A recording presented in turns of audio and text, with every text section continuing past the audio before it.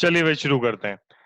तो कहानी हमारी क्या थी, हम लोगों ने लास्ट क्लास में सेमीकंडक्टर्स पढ़ लिए थे, डायोड पढ़ लिए थे। क्या होते हैं डायोड का, हमने पीएन जंक्शन डायोड का हमने ये समझ लिया था कि जब डायोड स्टार्ट होता है तो उससे पहले क्या होता है, स्टार्ट होने के बाद क्या होता है।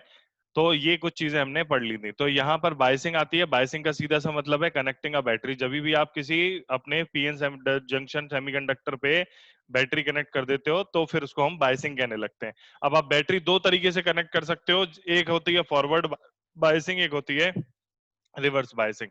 अब अगर आप चीजों को बहुत ध्यान से देखेंगे, let's first talk about forward biasing.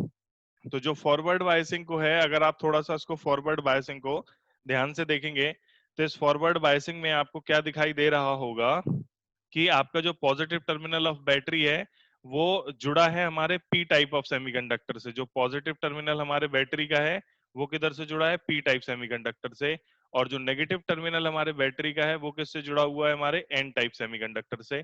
तो ये पी टाइप सेमीकंडक्टर और n type semiconductor, p type semiconductor में मेजोरिटी में क्या होते हैं, होल्स, और इधर मेजोरिटी में क्या होते हैं, इलेक्ट्रॉन्स। तो ये बैटरी क्या काम करती है, इनकी हेल्प करती है। किस तरीके से हेल्प करती है, जैसे यदि ये पॉजिटिव है तो यहाँ पर क्या होगा, हाई पोटेंशियल डेवलप हो जाएगा और यहाँ पर लो पोटेंशियल डेवलप हो जाएगा। तो ये जो पॉजिटिव चार्जेस हैं हमारे, ये पॉजिटिव चार्ज को एक्स्ट्रा हेल्प मिलेगी बैटरी से आगे भागने के लिए। देखो क्या है, अभी इनको शुरू जब बैटरी हमारी नहीं जुड़ी हुई थी तो बीच में ये जो डिप्लीशन लेयर थी ना, ये इनको रोक रही थी। डिप्लीशन लेयर मना कर रही थी मेजोरिटी चार्ज कैरियर्स को, ज्यादा मेजोरिटी चार्ज कैरियर्स को निकलने से। नेट करंट हमारी जीरो थी।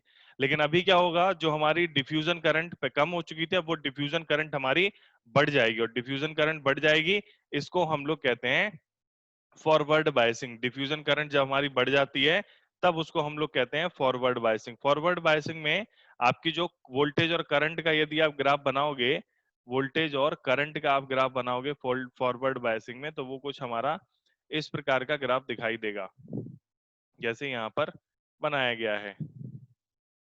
ये हमारा फॉरवर्ड बायसिंग का ग्राफ है।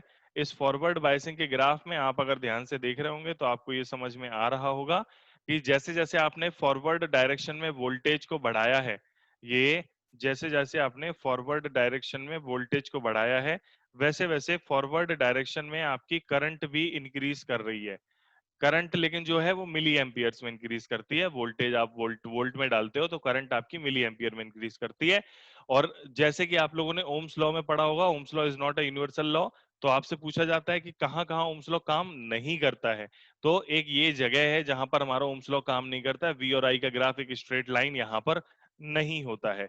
जब आप इसको करते हो तो आपकी जो डिप्लीशन लेयर है वो छोटी होने लगती है। क्यों छोटी होने लगेगी, क्यों, क्योंकि अब डिप्लीशन लेयर में मेजोरिटी चार्ज कैरियर आने लगेंगे।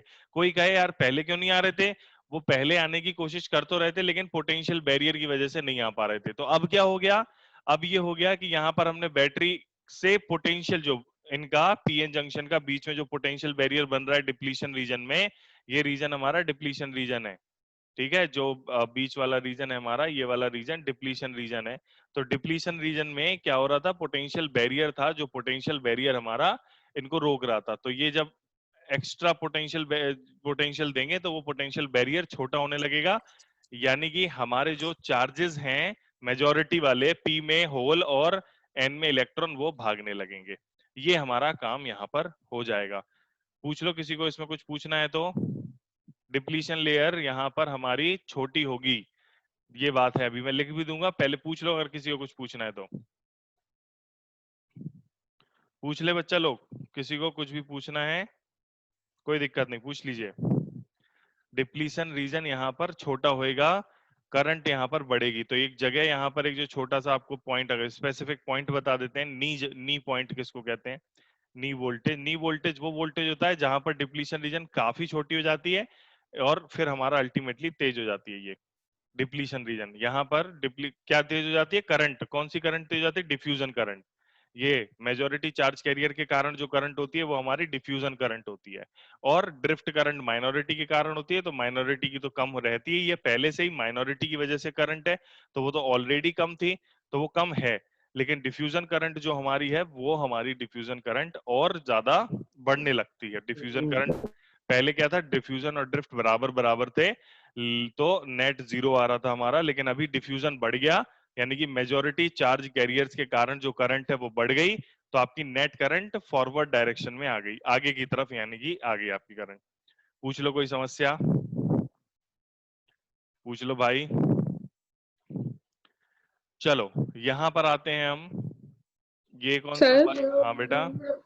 सर उसमें था current in milli ampere, sir वो छोटी होगी इसलिए उसे मिली एम्पियर में मेजर किया गया। हाँ छोटी होगी, अब डिफ्यूजन मिली एम्पियर में होती है, और ड्रिफ्ट तो और छोटी होती है, माइक्रो एम्पियर में होती है। डिफ्यूजन तो मिली एम्पियर में रहती है, लेकिन वो ड्रिफ्ट तो माइक्रो एम्पियर्स में रहती है, सर और और छोटी वोल्टेज तो होती है। वोल्ट में ही रहेगा। वोल्टेज तो हमारा वोल्ट में ही रहेगा, वो तो कोई दिक्कत नहीं है। ये बहुत, जो पीएन जंक्शन है ना, बहुत छोटे छोटे होते हैं। सारे जो डायोड वगैरह बनते हैं ना, वो चिप्स लेवल की काम है, ये बहुत छोटे छोटे काम होते हैं यहाँ पर, ठीक है। हाँ चलिए, सर। अब इसको रिवर्स बायसिंग करते हैं। रिवर्स बायसिंग में कैसा हो रहा है हमारा, हमने नेगेटिव वाले टर्मिनल को, मतलब कम पोटेंशियल वाले टर्मिनल को पी से जोड़ दिया, और ज्यादा पोटेंशियल वाले टर्मिनल को एन से जोड़ दिया, एन से जोड़ दिया, तो ये तो उल्टा हो गया, थोड़ा सिस्टम हमारा बदल गया। मतलब अब क्या होगा, हमारा डिप्लीशन रीजन जो है वो बढ़ जाएगा, जैसे आपको दिखाई भी दे रहा है। यहाँ पर डिफ्यूजन करंट जो है हमारी वो घट जाएगी, लेकिन ड्रिफ्ट करंट थोड़ी सी, सॉरी हाँ, ड्रिफ्ट करंट थोड़ी सी हमारी बढ़ जाएगी, लेकिन ड्रिफ्ट करंट तो होती ही माइनॉरिटी के कारण है, तो उतना कुछ खास फर्क पड़ता नहीं है। तो हमारी जो करंट आती है बैकवर्ड डायरेक्शन में, वो करंट हमारी आती है माइक्रो एम्पियर्स में। रिवर्स करंट जिसको हम कहते हैं, ये आती है हमारी माइक्रो एम्पियर्स में। क्यों आती है माइक्रो एम्पियर में, क्योंकि इसमें मेजॉरिटी, मतलब इसमें ज्यादा करंट कौन सी हो गई, ड्रिफ्ट करंट हो गई। डिफ्यूजन करंट घट गई और ज्यादा, जो हमारी डिफ्यूजन करंट है वो और ज्यादा घट गई, ड्रिफ्ट करंट बढ़ गई। अब ड्रिफ्ट है किसके कारण, माइनॉरिटी के कारण। माइनॉरिटी चार्ज है कितने, बहुत कम, तो कम के कारण कम ही आएगी। तो ये जो करंट आती है ना हमारी, यहाँ पर माइक्रो एम्पियर में आती है, यहाँ पर लिखा नहीं है, लेकिन ये करंट माइक्रो एम्पियर में आती है। रिवर्स वोल्टेज हमारा पीछे का वोल्टेज है, रिवर्स वोल्टेज हमारा पीछे का। अभी ब्रेक डाउन बताएंगे, पहले ये बेसिक अंडरस्टैंडिंग समझ लो। हमारी माइक्रो एम्पियर में ये करंट आती है, डिफ्यूजन करंट छोटी हो जाती है, ड्रिफ्ट करंट बढ़ जाती है, क्योंकि उल्टी डायरेक्शन में करंट है, तो ड्रिफ्ट करंट हमारी बढ़ जाती है, और फिर बाद में हमारी आई नेट जो है वो भी रिवर्स डायरेक्शन में आई नेट हो जाता है हमारा। पूछ लो, किसी को कुछ पूछना है तो पूछ लो जल्दी से। बैकवर्ड डायरेक्शन में जो करंट आती है हमारी, वो कब आती है, जब हम रिवर्स बायसिंग करते हैं। क्या होता है रिवर्स बायसिंग, जब बैटरी के नेगेटिव टर्मिनल को पी टाइप सेमीकंडक्टर से, पी टाइप सेमीकंडक्टर ऐसा सेमीकंडक्टर होता है जिसमें मेजोरिटी में चार्ज कैरियर्स हमारे होल्स रहते हैं, और एन टाइप सेमीकंडक्टर में मेजोरिटी में चार्ज कैरियर्स इलेक्ट्रॉन रहते हैं। इसको हम पॉजिटिव से जोड़ दें, तो हमने उल्टा ही कुछ कर दिया, उल्टा कुछ कर दिया, तो पोटेंशियल बैरियर और बढ़ जाता है। आपको अगर समझ में नहीं आ रहा है तो ऊपर देखो जरा ध्यान से, इसके डायग्राम के ऊपर, ये जो छोटी सी बैटरी बनी हुई है ना, ये पोटेंशियल बैरियर को दिखा रही है। ये जो पोटेंशियल दिखा रही है ना, ये वी पोटेंशियल, ये जो पोटेंशियल है, ये आपको पोटेंशियल बैरियर, ये लिखा हुआ है ई बी, पोटेंशियल बैरियर की बात हो रही है ये। ईबी मतलब EMF due to potential barrier, और ई जो है वो आपकी इलेक्ट्रिक फील्ड है, मतलब आपके कारण जो ईएमएफ दिया, बैटरी का जो ईएमएफ दिया वो वाला है ये। तो दोनों ही सेम डायरेक्शन में हो गए हमारे, ठीक है। तो पोटेंशियल बैरियर और बढ़ जाएगा, जबकि यहाँ पर ऐसा नहीं है। इधर देखो ऊपर, यहाँ पर आपने दिया अपना वाला पोटेंशियल बैरियर के उल्टे में। पोटेंशियल बैरियर होता किधर से किधर है, हाइयर पोटेंशियल होता है एन टाइप में, लोअर पोटेंशियल होता है पी टाइप में। ये पोटेंशियल बैरियर की कहानी है। फिर ये हमारा पी टाइप सेमीकंडक्टर हो गया, एन टाइप सेमीकंडक्टर, इनको इकट्ठा कर देते हैं, पीएन जंक्शन बनता है। दो तरह से बायसिंग होती है, फॉरवर्ड बायसिंग और रिवर्स बायसिंग। फॉरवर्ड बायसिंग के केस में पी को प्लस से, एन को नेगेटिव से, और रिवर्स बायसिंग के केस में पी को नेगेटिव से और एन को पॉजिटिव से जोड़ते हैं। जो डिफ्यूजन करंट है वो हमारी मिली एम्पियर में आ जाती है, तो नेट हमारी मिली एम्पियर में आता है फॉरवर्ड बायस में, लेकिन ड्रिफ्ट करंट तो माइक्रो एम्पियर में होती है। तो रिवर्स बायसिंग के केस में जो हमारी बैकवर्ड करंट होती है वो माइक्रो एम्पियर में होती है। Now let's talk about the breakdown voltage. Breakdown voltage हमारा वह वोल्टेज होता है, ब्रेकडाउन वोल्टेज वह वोल्टेज होता है, देखो हो क्या रहा है यहाँ पर, ये डिप्लीशन रीजन है, सुनते रहना बहुत ध्यान से, ये डिप्लीशन रीजन है। अब डिप्लीशन रीजन में क्या होता है कि मेजोरिटी चार्ज कैरियर तो ना के बराबर रहते हैं, जो भी रहते हैं माइनॉरिटी रहते हैं। माइनॉरिटी कितने हैं, माइनॉरिटी नाम से ही माइनॉरिटी यानी कि कम है, तो माइनॉरिटी कम रहती है, यानी कि ऐसे समझ लो डिप्लीशन रीजन काफी खाली सा जगह है। अब तुम बैकवर्ड वोल्टेज बढ़ाते जाओगे, बैकवर्ड वोल्टेज बढ़ाते जाओगे तो होगा क्या, ये तुम्हारा डिप्लीशन रीजन है, बड़ा होता जाएगा। अब लेकिन तुम मान ही नहीं रहे, तुम बैकवर्ड वोल्टेज बढ़ाते जाओ तो एक लिमिट आएगी जिसको हम कहते हैं break down voltage. Break down voltage पे क्या होगा, नए इलेक्ट्रॉन होल पेयर जनरेट होंगे। अभी क्या बात हो रही थी, थोड़े मैंने कल या परसों अभी बताया होगा, मैंने आप लोगों को बताया था एक चीज होती है जिसको हम लोग कहते हैं एनर्जी बैंड। उसमें दो तरह के एनर्जी बैंड होते हैं, वैलेंस बैंड और कंडक्शन बैंड। तो वैलेंस बैंड में हमारे इलेक्ट्रॉन रहते हैं, इलेक्ट्रॉन होल के पेयर रहते हैं वैलेंस बैंड में। और जब भी किसी इलेक्ट्रॉन को हम एनर्जी देते हैं तो वो वैलेंस बैंड से जंप करके किधर चला जाता है, कंडक्शन बैंड में। और इस तरीके से एक नया इलेक्ट्रॉन होल पेयर पैदा हो जाता है। मतलब इलेक्ट्रॉन और होल आपस में जुड़े रहते हैं और नेट चार्ज जीरो बना के रखते हैं। ठीक है, तो सिस्टम क्या होता है,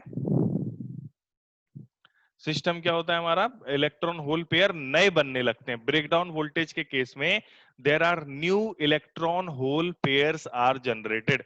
और जब नए इलेक्ट्रॉन होल पेयर जनरेट होते हैं तो उससे नुकसान होता है। मतलब नुकसान ऐसे बोले कि रिवर्स डायरेक्शन में करंट एकदम से तेज हो जाती है, जो माइनॉरिटी चार्ज कैरियर है वो और पैदा होने लगते हैं, नए इलेक्ट्रॉन होल पेयर पैदा होते हैं और ब्रेकडाउन आ जाता है। और ब्रेकडाउन आ जाता है तो हमारे खूब सारे नए नए नए नए इलेक्ट्रॉन होल पेयर पैदा हो जाते हैं और ड्रिफ्ट करंट थोड़ी सी ड्रास्टिकली एकदम से अचानक से बढ़ जाती है।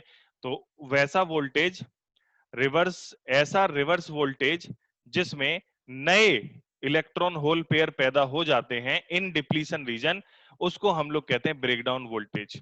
ये ब्रेकडाउन वोल्टेज हमारा दो तरह का होता है, एक तो होता है नॉर्मल वाला ब्रेकडाउन और एक जीनर ब्रेकडाउन या बैलेंस। एक तो जीनर ब्रेकडाउन होता है और ये नॉर्मल वाला ब्रेकडाउन जीनर ब्रेकडाउन होता है, और एक होता है एवलांच ब्रेकडाउन। जीनर ब्रेकडाउन में क्या होता है, ये रिवर्सिबल है। रिवर्सिबल से मतलब है अगर आपने पोटेंशियल बनाया तो नए इलेक्ट्रॉन होल पेयर पैदा हुए, डिफ्यूजन करंट बढ़ गई, सॉरी ड्रिफ्ट करंट बढ़ गई। लेकिन यदि आप इसको रिवर्स करना चाहो, मतलब पोटेंशियल को कम कर दो, तो वो वापस भी हो जाएगा। जबकि एवलांच में ऐसा नहीं होता। एवलांच में एक बार आपका नए इलेक्ट्रॉन होल पेयर पैदा हुए तो उसको, उस प्रोसेस को रिवर्स करना पॉसिबल नहीं है। जैसे एवलांच आता है, एवलांच पता कैसे आता है, थोड़ी सी बर्फ खिसक जाती है और वो अपने साथ नई नई बर्फ खिसका के लेके चलती है। मतलब जो थोड़ी सी बर्फ खिसकी, यानी कि दो चार छह इलेक्ट्रॉन टूटे तो वो इलेक्ट्रॉन इतनी तेजी से भागते हैं कि और कई सारे इलेक्ट्रॉन जो जुड़े हुए हैं होल के साथ टक्कर करके नए इलेक्ट्रॉन होल पेयर बनाते रहते हैं। मतलब टक्कर होने लगती है और नए नए इलेक्ट्रॉन होल पेयर पैदा होने लगते हैं। और वो प्रोसेस रिवर्सिबल नहीं है। रिवर्सिबल से मेरा कहने का तात्पर्य यह है कि आप एक बार एवलांच कंडीशन में आ गए, मतलब आपके नए इलेक्ट्रॉन होल पेयर अनकंट्रोलेबली पैदा हो गए, तो आप उनको रिवर्स नहीं कर सकते, उनको वापस से इलेक्ट्रॉन होल पेयर को जोड़ नहीं सकते। अब वो पैदा हो गए तो अब वो करंट में इस्तेमाल किए जाएंगे, उसको हम लोग कहते हैं एवलांच ब्रेकडाउन। जबकि जीनर के केस में ये रिवर्सिबल है, ये प्रोसेस जो है हमारी रिवर्सिबल है। जीनर या ब्रेकडाउन के केस में ये पॉसिबल, ये रिवर्सिबल प्रोसेस है। मतलब आपने नए इलेक्ट्रॉन होल पेयर पैदा किए और आप वापस से मिला के नए इलेक्ट्रॉन होल पेयर बना भी सकते हो, ये पॉसिबिलिटी है। ये डिफरेंस भी है उनमें। चलो ठीक है, तो अभी हमने ये दोनों को देख लिया, अब इन दोनों के बारे में थोड़ा सा और लिख लेते हैं जो जो हमारे पास पॉसिबल जानकारी है।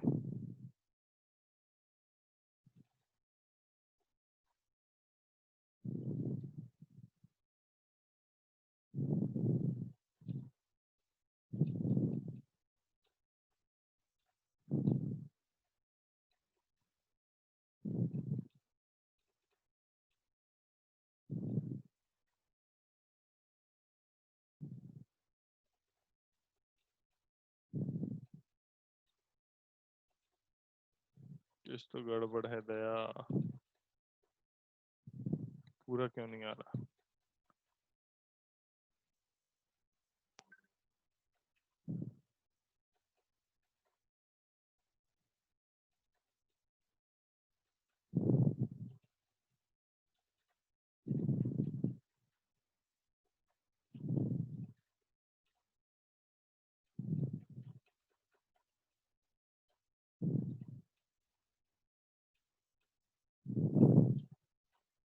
ये हो गया। अब इनके बारे में कुछ खास बातें जो हैं वो लिख ली जाती हैं, रिवर्स में क्या होता है, उसमें क्या होता है। और हाँ, अगर हम इन दोनों को इकट्ठा करते हैं, इन दोनों को इकट्ठा करते हैं तो ये, इसको कहते हैं डायोड का वीआई कैरेक्टरिस्टिक। इन दोनों को इकट्ठा करते हैं, रिवर्स और फॉरवर्ड को एक साथ दिखाते हैं, तो इसको कहते हैं वीआई कैरेक्टरिस्टिक।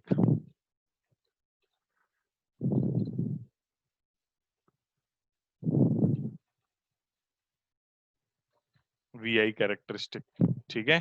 ये हो गया हमारा वीआई कैरेक्टरिस्टिक। अब रिवर्स में और फॉरवर्ड में कुछ छोटी मोटी बातें जो हैं वो लिख लेते हैं। जैसे कि फॉरवर्ड बायसिंग में डिप्लीशन लेयर जो होती है हमारी डिक्रीज हो जाती है। Forward biasing depletion layer decreases, ध्यान रख लेना। फॉरवर्ड बायसिंग में डिप्लीशन लेयर अपनी घट जाती है। इसको मैं मिटा ही देता हूँ यार, ये दोनों बना तो दिए हमने, अलग अलग इकट्ठा बनाने की क्या जरूरत है।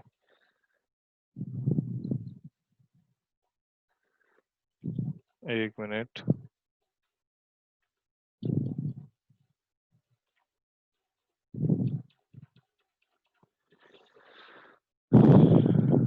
फॉरवर्ड का ग्राफ ही तो है, ये फॉरवर्ड का ग्राफ ही तो लिखा है।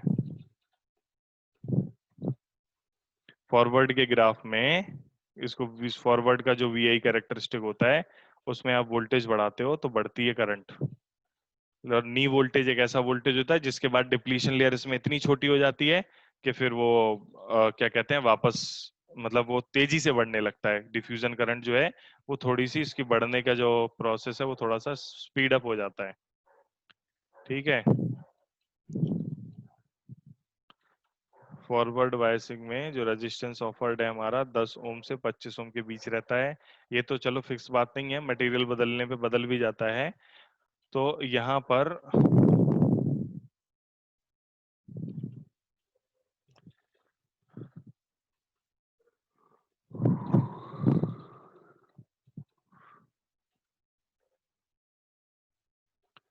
इसमें एक चीज और होती है, कट इन वोल्टेज की बात होती है। ये जो कट इन वोल्टेज है ये मटेरियल मटेरियल के हिसाब से होता है। देखो मैं बताता हूँ, कट इन वोल्टेज या नी वोल्टेज जिसको हम कहते हैं, हर मटेरियल का अलग रहता है।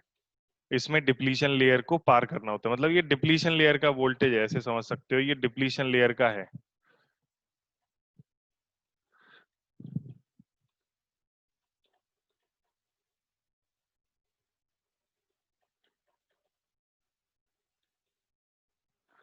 नी वोल्टेज या कट इन वोल्टेज वो वोल्टेज होता है जो तुम्हें पार करना होता है, ये पोटेंशियल बैरियर होता है। जर्मेनियम के लिए 0.3 वोल्ट होता है और सिलिकॉन के लिए 0.7 वोल्ट होता है। इसीलिए मैंने आपको पहले भी बताया था, जर्मेनियम जो है हमारे लिए एक अच्छा सेमीकंडक्टर होता है। क्यों? क्योंकि इसका कट ऑफ वोल्टेज जो है वो थोड़ा सा बढ़िया रहता है। जर्मेनियम का इस्तेमाल हम थोड़ा ज्यादा करते हैं सिलिकॉन के कंपैरिजन में, पर हम दोनों का ही इस्तेमाल करते हैं जरूरत के हिसाब से देखते हुए। जर्मेनियम का जो कट ऑफ वोल्टेज है वो कम होता है। कट ऑफ वोल्टेज या नी वोल्टेज वो वोल्टेज होता है, ये पोटेंशियल बैरियर का वोल्टेज है समझ लो, जो तुम्हें पार करना है, ठीक है। Which current starts to increase rapidly, वो वोल्टेज जिसके बाद करंट हमारी तेजी से रैपिडली इंक्रीज करने लगती है, ठीक है। फिर रिवर्स बायसिंग में हमारी डिप्लीशन लेयर, अब आते हैं रिवर्स बायसिंग की बात। तो रिवर्स बायसिंग में डिप्लीशन लेयर हमारी बढ़ जाती है, मस्त हो जाता है, यहाँ डिप्लीशन लेयर के साथ मजे हो जाते हैं। In reverse biasing, depletion layer increases.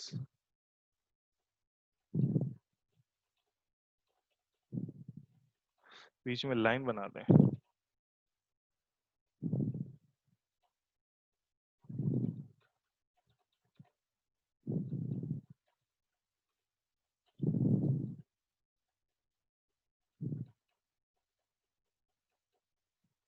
In reverse biasing depletion layer जो होती है हमारी इंक्रीज कर जाती है।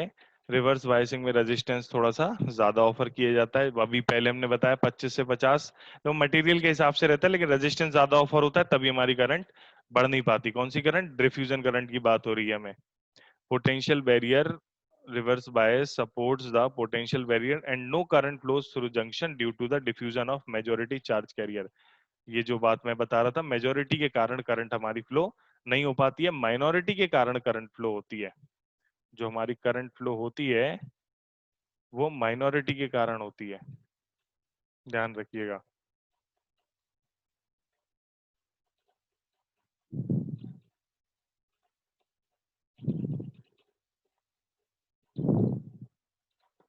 करंट जो है वो मेजोरिटी के कारण नहीं हो पाती है, माइनॉरिटी के कारण करंट फ्लो होती है, जिसको हम ड्रिफ्ट करंट कहते हैं।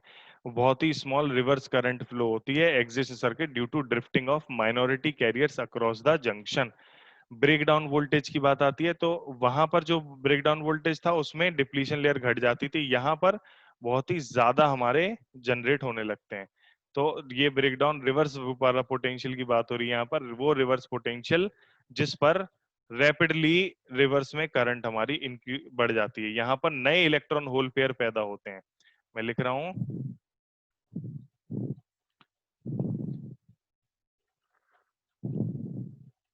नए इलेक्ट्रॉन होल पेयर पैदा होते हैं, ध्यान रखिएगा यहाँ पर नए इलेक्ट्रॉन होल पेयर पैदा होते हैं।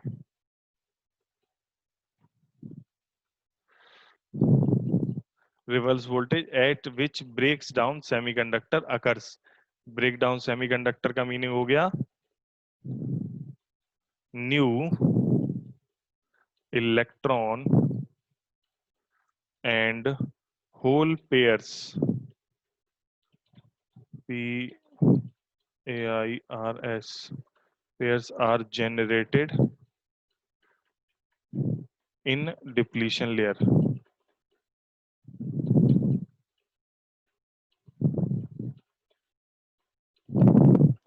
नए इलेक्ट्रॉन होल पेयर जनरेट होते हैं इस पर। ये रिवर्स वाला पोटेंशियल होता है, बैक डायरेक्शन में पोटेंशियल होता है, ये रिवर्स में होता है ये, ठीक है। ये रिवर्स वाला पोटेंशियल होता है, रिवर्स ब्रेकडाउन पोटेंशियल जिसको हम कहते हैं। ये दो तरह का होता है, एक जीनर ब्रेकडाउन होता है, एक हमारा एवलांच ब्रेकडाउन होता है। in if the reverse bias voltage is too high then breakdown of pn junction diode occurs। ये हमारे दो प्रकार का होता है, ये दोनों प्रकार भी लिखने हमारे जरूरी है। जीनर ब्रेकडाउन क्या होता है वो भी लिखना जरूरी है, और एवलांच ब्रेकडाउन क्या होता है वो भी लिखना जरूरी है। बोलो किसी को कुछ पूछना है तो बोलिए भाई। एनीवन? समझ में आ रहा है ना सभी को सब कुछ?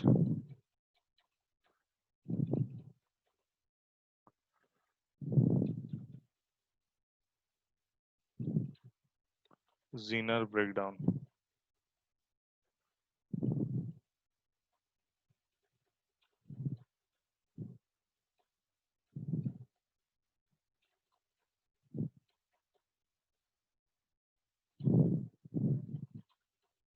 Zener breakdown.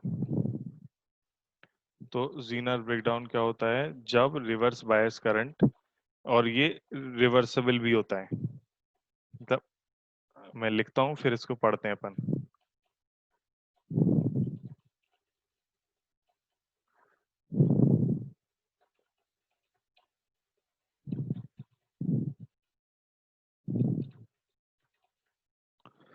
रिवर्स बायस जब बढ़ाते हैं तो electric field across the junction also increases. Electric field across the junction, ये कौन सी इलेक्ट्रिक फील्ड की डायरेक्शन बात हो रही है, जो हमने बैटरी प्रोवाइड कराई उसके कारण इलेक्ट्रिक फील्ड जनरेट होती है।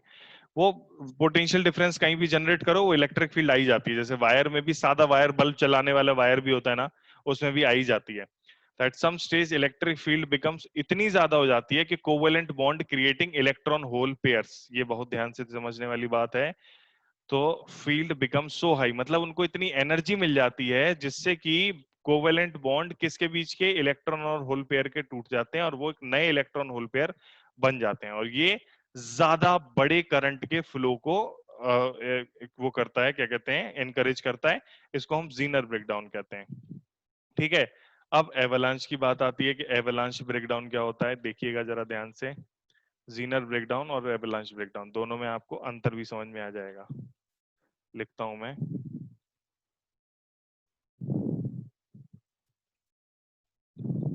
पढ़ लो ऊपर वाला जब तक, जीनर ब्रेकडाउन बहुत ध्यान से। एवलांच की स्पेलिंग क्या है? AVALANCHE।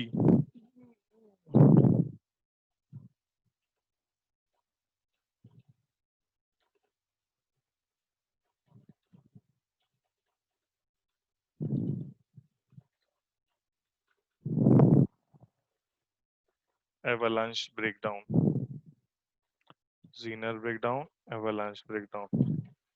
ये भी ऐसे, मतलब तुम कहो तो कुछ बच्चों को तो अंतर ही पता नहीं चलता। कि जीनर ब्रेकडाउन क्या होता है और एवलांच ब्रेकडाउन क्या होता है। अंतर इतना है कि जीनर ब्रेकडाउन रिवर्सिबल होता है, एवलांच रिवर्सिबल नहीं होता। बात इसमें भी वही होता है, at high reverse voltage due to high electrical field the minority charge carriers while crossing junction acquires very high velocities, these by collision breaks down covalent bond. अभी जो जीनर में इलेक्ट्रिक फील्ड के कारण मतलब ऑर्गेनिकली हुआ है, और यहां पर मतलब वो जीनर ब्रेकडाउन में जो इलेक्ट्रिक फील्ड पैदा करी वो तो हमने पैदा करी ना। तो जो टूटे हैं कोवेलेंट बॉन्ड वो तो हमारे वजह से हमने तोड़े हैं, यानी कि हमारे कंट्रोल में है। लेकिन तुम जब ऐसे होता है कि उनकी बैक करते चले जा रहे हो, तुम जीनर ब्रेकडाउन को भी पार कर जाते हो जब, तो जो इलेक्ट्रॉन होल, तो जो इलेक्ट्रॉन होते हैं माइनॉरिटी वाले वो इतनी तेज हो जाते हैं कि वो टक्कर करके नए इलेक्ट्रॉन होल पेयर पैदा करते हैं, जो कि हमारे कंट्रोल में नहीं होता है।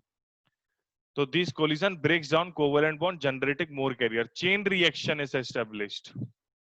एक के बाद एक के बाद एक के बाद एक टूटने लगते हैं, ये चेन रिएक्शन। यहां पर जो दोनों के लिए एक बात है जो मैं लिख सकता हूं, जिससे कि दोनों का सबसे बड़ा डिफरेंस जो मैं बार बार बोल रहा हूं, Zener breakdown is reversible. Zener breakdown जो होता है हमारा वो रिवर्सिबल होता है। जीनर ब्रेकडाउन इज रिवर्सिबल, मतलब आप अगर वोल्टेज को जो बढ़ाया था उसे घटाओगे तो वो रिवर्स हो जाएगा, मतलब इलेक्ट्रॉन होल पेयर वापस में जुड़ जाएंगे, आपकी इलेक्ट्रिक फील्ड कम हो जाएगी तो एनर्जी मिलना बंद हो जाएगी, तो वो वापस से वहीं के वहीं बैठ जाएंगे। जबकि avalanche breakdown is not reversible. Avalanche breakdown is irreversible.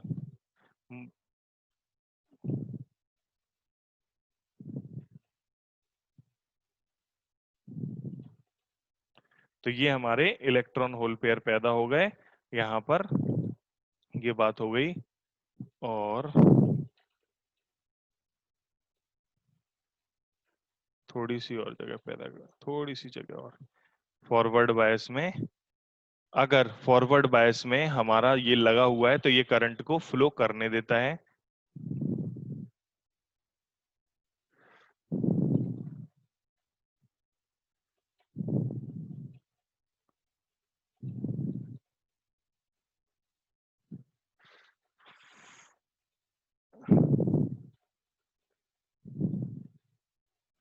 इसको तुम जो नेगेटिव को जोड़ते हो लो पोटेंशियल से, और इसको जोड़ते हो तुम हाई पोटेंशियल से,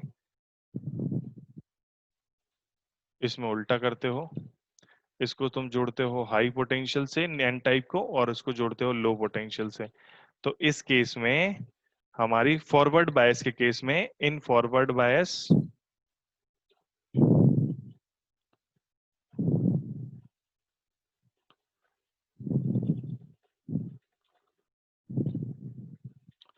इन फॉरवर्ड बायसिंग डायोड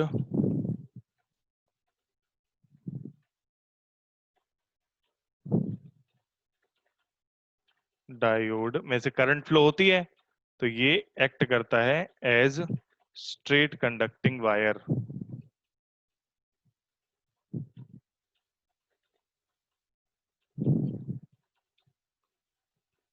ठीक है, यानी कि करंट फ्लो होती है। ठीक है, अगर ये रहेगा तो इसमें से करंट फ्लो होगी, हाई से लो होती है तो हाई से लो करंट फ्लो होगी। ठीक है, जबकि यहां पर ऐसा नहीं होता है, यहां पर कोई करंट फ्लो नहीं हो पाती है रिवर्स बायसिंग में।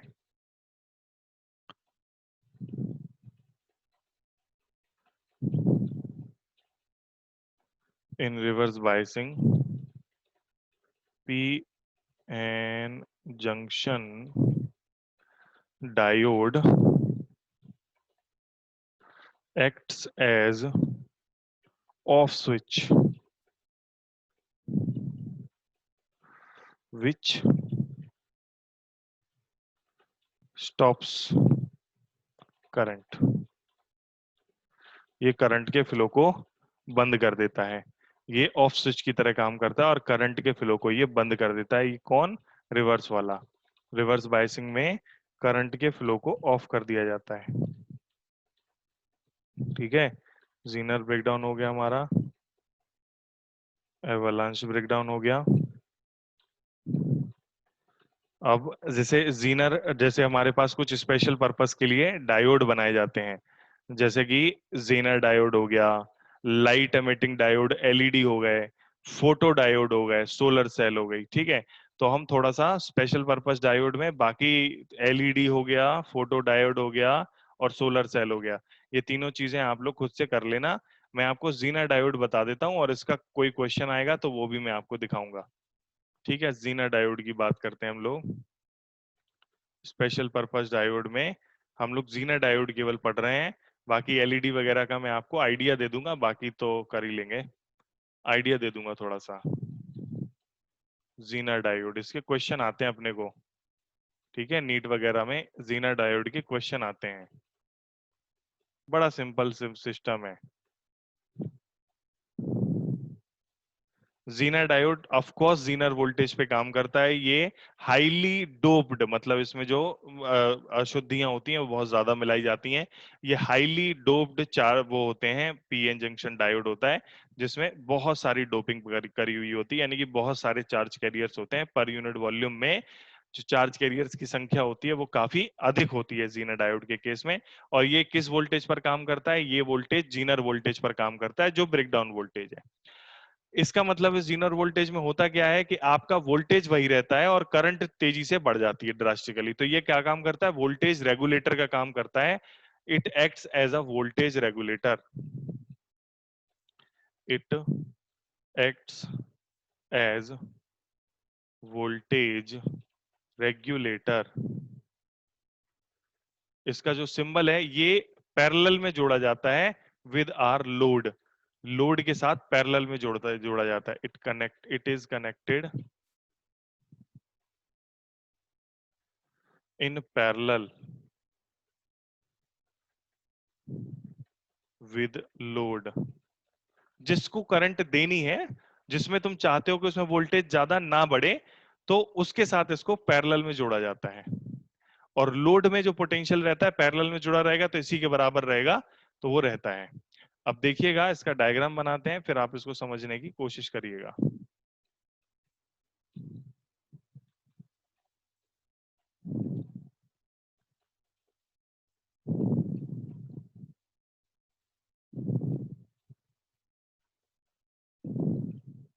ओके, तो ये इसको यहां पर आप लोग अगर देख रहे हो, ये अनरेगुलेटेड वोल्टेज है।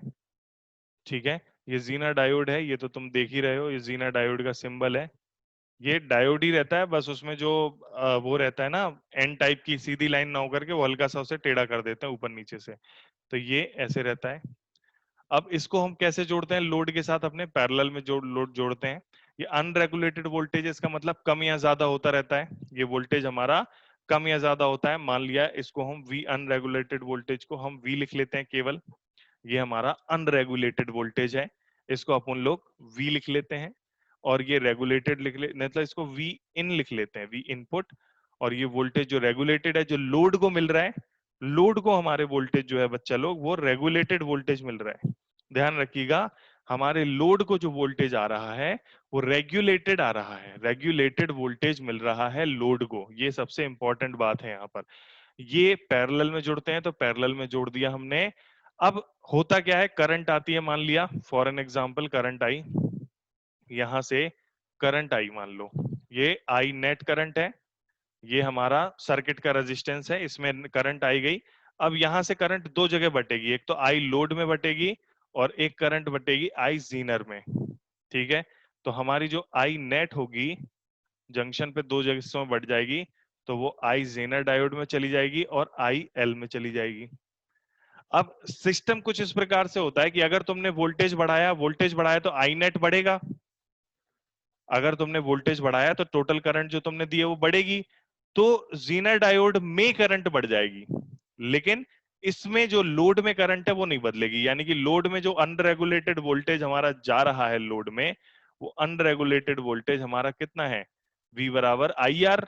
तो ये जो अनरेगुलेटेड, सॉरी रेगुलेटेड वोल्टेज जो है, V आउटपुट जो है हमारा, ये कितना हो जाता है हमारा IL into RL, regulated voltage जो है हमारा IL इंटू RL हो जाता है। अब ये IL इंटू RL जो आप देख रहे हो, ये IL अगर फिक्स रहेगा तो रेगुलेटेड मतलब वोल्टेज भी फिक्स रहेगा। मुझे एक बार फिर से बताने दो होता क्या है यहाँ पर। हमने बताया कि ये जीनर वोल्टेज पे काम करता है। अब बच्चे पूछेंगे सर जीनर वोल्टेज क्या होता है, तो जीनर वोल्टेज रिवर्स की केस में वह वोल्टेज होता है जिसपे यदि तुम अपने डायोड को रखते हो तो उसमें उसी वोल्टेज पर करंट तेजी से बढ़ जाती है, उसी वोल्टेज पर करंट बढ़ जाती है।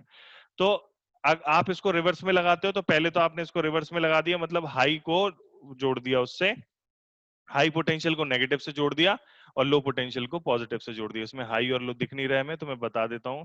ये हाई पोटेंशियल माना है मैंने और ये लो पोटेंशियल माना है, मुझे मानना ही पड़ेगा नहीं तो काम बनेगा नहीं। ठीक है, तो हाई पोटेंशियल से करंट जाती है, करंट गई हमारे रजिस्टर, इस वाले रजिस्टर जो हमारे सर्किट का रजिस्टर है, ये सर्किट का रजिस्टर, इसमें करंट गई, जाने दो, छोड़ो इसे। हाई पोटेंशियल पर जो हमारी करंट आई है वो वाली करंट, हाई पोटेंशियल से टोटल करंट जो निकली है वो आई नेट निकली। आई नेट आगे जाकर के इस जंक्शन पर दो हिस्सों में बट गई। ये जो रहा हमारा जंक्शन, इस जंक्शन पर दो हिस्सों में बट गई हमारी करंट। जब ये करंट हमारी इस जंक्शन पर दो हिस्सों में बढ़ जाएगी, किस किस में, जेनर डायोड में जाने वाली करंट और लोड में जाने वाली करंट। अब हमारा लोड जो है वो सेंसिटिव है, मान लेते हैं हमारे लोड को 5 मिली एम्पियर से ज्यादा की करंट लोड को नहीं चाहिए। हमारी ऐसी चिप है, ऐसी चीज है जो 5 मिली एम्पियर से ज्यादा की करंट में फूट जाएगा, तो हम ऐसा जेनर डायोड लेंगे जो 5 मिली एम्पियर से ज्यादा की करंट उसको देगा ही नहीं, वोल्टेज को रेगुलेट करके रखेगा। तो इस तरीके से हमारा जेनर डायोड क्या करेगा, अगर करंट बढ़ती भी है तो जेनर डायोड में करंट बढ़ जाती है लेकिन लोड की करंट में चेंज नहीं होता है। इफ करंट इंक्रीजेस,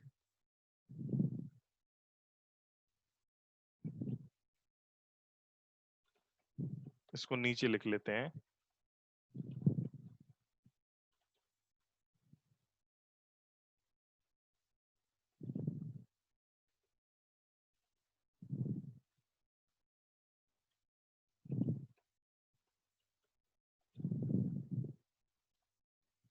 यहाँ पर जो खास बात है वो कुछ इस प्रकार की है। If volt unregulated voltage, if current increases, if current increases, यहाँ आई नेट की बात हो रही है, then current in Zener diode also increases.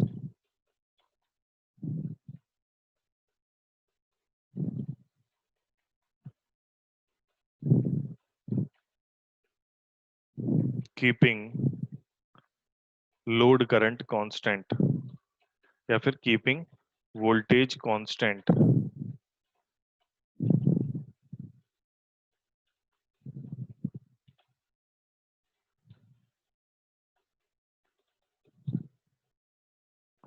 Voltage constant at किधर,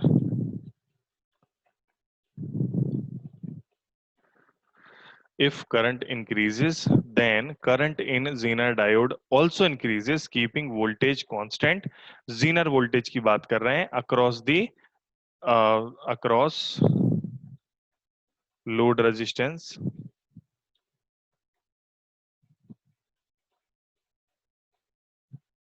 So load current also remains constant.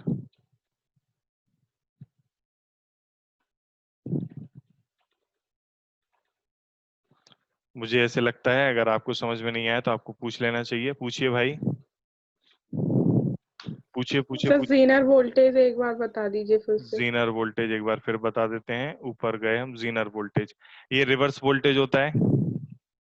सबसे पहली बात, जीनर वोल्टेज हमारा रिवर्स बायस में आता है, when sir reverse break bias. Down, हाँ हाँ, ब्रेकडाउन ही है ये, जीनर सर जो ब्रेकडाउन। नीचे आपने बताया था वोल्टेज, जीनर वोल्टेज जो नीचे बताया था अभी।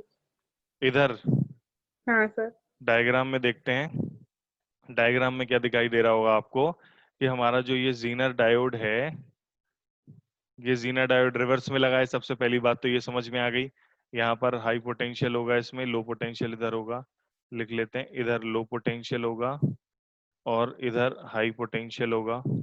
तो हमारा ये जो डायोड लगा हुआ है ये रिवर्स में लगा हुआ है। ये जो हमारा डायोड लगा हुआ है ये रिवर्स में लगा हुआ है।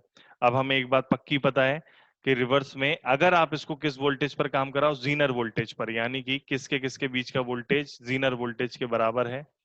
ये फिक्स्ड कर दिया हमने इसको, ये काम ही जीनर वोल्टेज पे करता है। ये पोटेंशियल वी जेड के बराबर होगा। तो जीनर वोल्टेज पे क्या होता है, करंट सडनली इंक्रीज कर जाती है, मतलब वोल्टेज को सेम रखते हुए करंट इंक्रीज कर जाती है।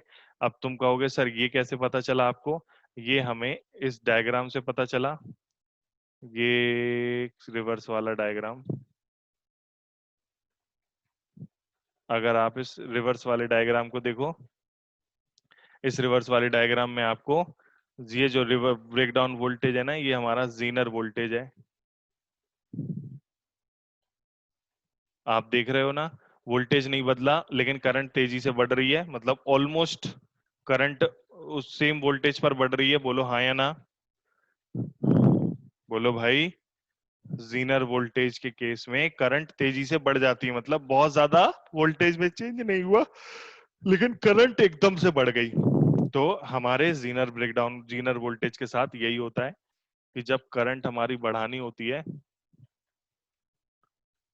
हाँ, तो हमारे इसके साथ यही होता है कि जो एक्स्ट्रा करंट जो आती है वो जीनर वोल्टेज से निकल जाती है। यानी कि जो करंट हमारे लोड में थी, आई एल, जो लोड करंट थी हमारी आई एल, वो फिक्स रह जाती है। जो भी इंक्रीज होता है वो आई जेड में हो जाता है, यानी कि आई एल नहीं बढ़ता है, यानी कि लोड में करंट नहीं बढ़ती, यानी कि वोल्टेज भी लोड का नहीं बढ़ता है। दस वोल्टेज इज रेगुलेटेड। बोलो, समझ में आया, वोल्टेज रेगुलेट हो गया? क्यों भाई? शिक्षा, हाँ सर आ गया। वोल्टेज ऐसे रेगुलेट हो जाता है। और ये जो मैंने आई नेट बराबर I Z plus I L बनाया, इसके क्वेश्चन आएंगे और ये बड़ा सिंपल सा है, आपको बस इसमें ये बात ध्यान रखनी है। देखो जैसे रेजिस्टेंस के सवाल करते हो ना, वैसे इसमें भी सवाल आएंगे कि इसमें कितनी करंट है, उसमें कितना वोल्टेज है। पर तो ये याद चीज रखना एक चीज, कि जो वोल्टेज जो हमारा लोड है उसका वोल्टेज फिक्स रहेगा, और वो किसके बराबर रहेगा, जीनर वोल्टेज के बराबर रहेगा, वी जेड के बराबर रहेगा। वोल्टेज हमारा फिक्स रहेगा, किसके बराबर रहेगा, वो जीनर वोल्टेज के बराबर रहेगा। क्लियर है बच्चा लोग? हाँ सर। अब जो थोड़ा ज्यादा इंपॉर्टेंट चीज है वो है हमारा डायोड रेक्टिफायर के रूप में। Zener diode as a rectifier, Zener कह रहा हूं, डायोड एज अ रेक्टिफायर। कौन जानता है रेक्टिफायर क्या होता है? सौम्या,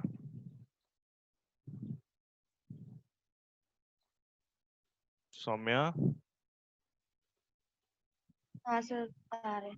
सर जो एसी को डीसी में बदल दे। रेक्टिफायर, हम ऐसे इक्विपमेंट को कहते हैं, ऐसी मशीन को रेक्टिफायर मशीन कहते हैं जो एसी को डीसी में बदल देता है। इसको कहते हैं हम रेक्टिफायर, रेक्टिफिकेशन। और एम्पलीफायर किसे कहते हैं? एम्पलीफायर। हम्म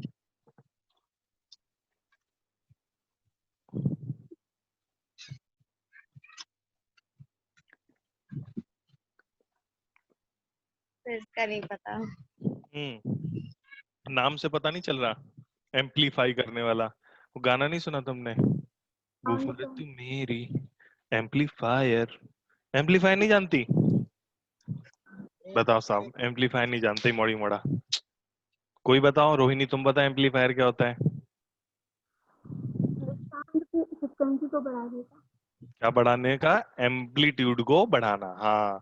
तो जैसे जो हमारे पास वोल्टेज या करंट जो भी है, उसके एम्पलीट्यूड को थोड़ा सा इंक्रीज कर दे, उसको एम्पलीफायर कहते हैं।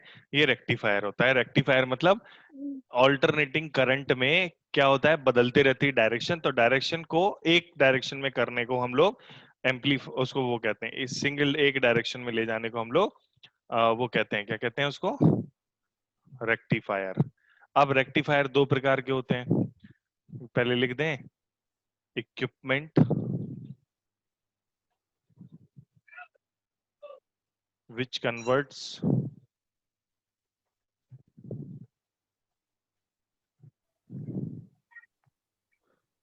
Alternating current to direct current. ऐसा नहीं है कि पूरा ऑल्टरनेटिंग खत्म ही हो जाता है। देखो, हमें कोशिश करते हैं कई बार इलेक्ट्रॉनिक में खासकर कि ऑल्टरनेटिंग को डायरेक्ट में बताएं। इसीलिए तुम लोग के चार्जर जो होते हैं उसमें एक बड़ा सा रहता है। ऐसा चार्जर के लिए अगर तुम सोचो डायरेक्ट दो तार लेके चार्जिंग पिन में घुसा दो तो काम करेगा क्या? फोन काम करेगा क्या? बोलियो। अगर तुम डायरेक्ट घुसा दोगे उससे उसमें काम करेगा क्या? नहीं करेगा भाई, बोल तो दो नहीं करेगा सर।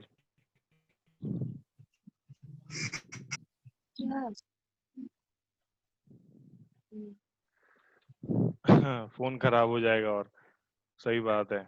तो हमारे पास रेक्टिफायर करना पड़ता है। जो अडेप्टर्स होते हैं ना, अडेप्टर, कहीं भी अडेप्टर। सबसे पहली बार मैंने अडेप्टर सुना था वीडियो गेम के केस में।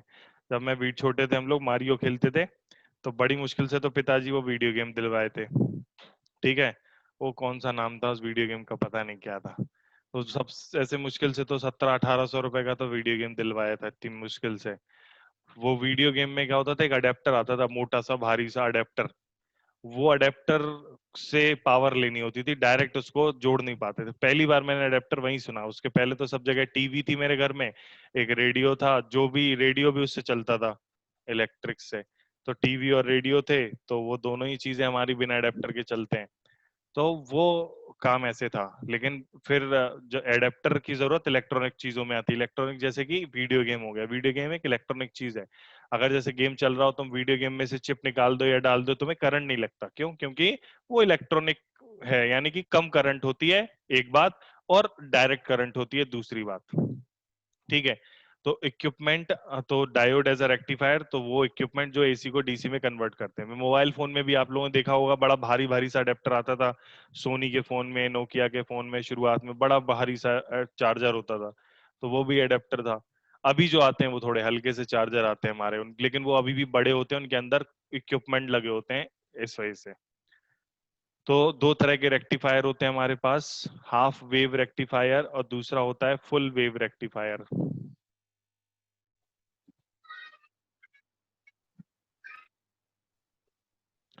इसको हिंदी में कहते हैं दिष्टकारी। ठीक है। कौन है हिंदी वाला? साधना है क्या? अंशुमन ही है केवल। बताओ, साधना आई थी, भग गई। तो दिष्टकारी कहते हैं इसको। अर्ध तरंग दिष्टकारी और पूर्ण तरंग दिष्टकारी। तो जो हमारी अल्टरनेटिंग करंट को डायरेक्ट में बदल देता है। हाफ बदलता है तो half wave rectifier, half loss हो जाता है। और पूरा निकल जाता है तो फुल वेव रेक्टिफायर।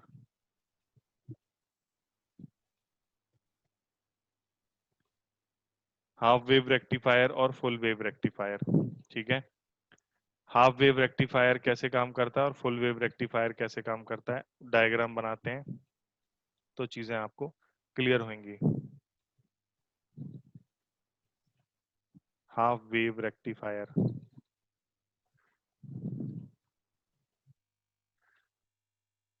तो भैया ये हाफ वेव रेक्टिफायर रहा हमारा, अभी दिखाते हैं।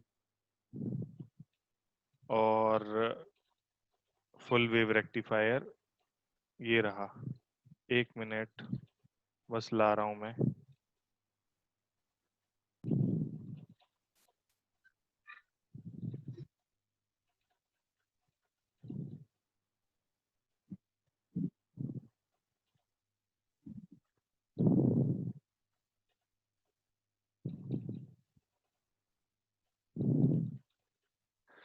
देखिएगा जैसे आपको सामने दिखाई दे रहा है। थोड़ा सा हम इधर आते हैं। सर हाँ बेटा। सर आज स्कूल वाला यूनिट टेस्ट है सर, अभी 11 बजे से। तो चली जाओ। हाँ सर। ये तो पहले तो ट्रांसफार्मर है। ट्रांसफार्मर आप लोग पढ़ ही चुके हैं।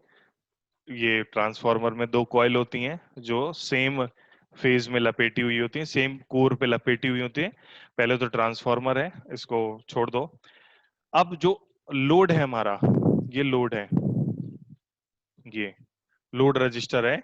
हम क्या करते हैं, इसके साथ एक डायोड जोड़ देते हैं, लोड के साथ एक डायोड जोड़ देते हैं। अब इनपुट क्या है हमारा, एसी इनपुट है, देख रहे हो ध्यान से, ये इनपुट जो है हमारा एसी इनपुट है, ये ऐसा सिंबल सा बना है एसी इनपुट। यानी कि थोड़ी देर के लिए ऊपर का प्लस रहेगा, नीचे का माइनस रहेगा, यानी कि थोड़ी देर के लिए ये प्लस रहेगा, ये माइनस रहेगा, यानी कि हमारा ये फॉरवर्ड बायसिंग में आ गया। आ गया फॉरवर्ड बायसिंग में कि नहीं? क्यों भाई साहब, अगर हमने P को पॉजिटिव से और N को नेगेटिव से जोड़ा तो उसी को तो फॉरवर्ड बायसिंग कहते हैं, बोलो हाँ या ना? हाँ सर। फॉरवर्ड बायसिंग में क्या होता है? फॉरवर्ड बायसिंग में कोई भी हाँ जरूर बोलते रहा करो। ठीक है, तो फॉरवर्ड बायसिंग में हमारा जो डायोड है वो किसकी तरह काम करता है? एक किसकी तरह काम करता है? वायर एक की वायर तरह। की तरह काम करता है, यानी कि उसमें से करंट का फ्लो हो जाएगा, हाँ या ना? यस जाएगा। सर। किस डायरेक्शन में होएगा करंट का फ्लो? ऊपर से नीचे की तरफ। Higher potential to lower potential. हाँ, मतलब ऐसे हो जाएगा, क्लियर है? Yes sir.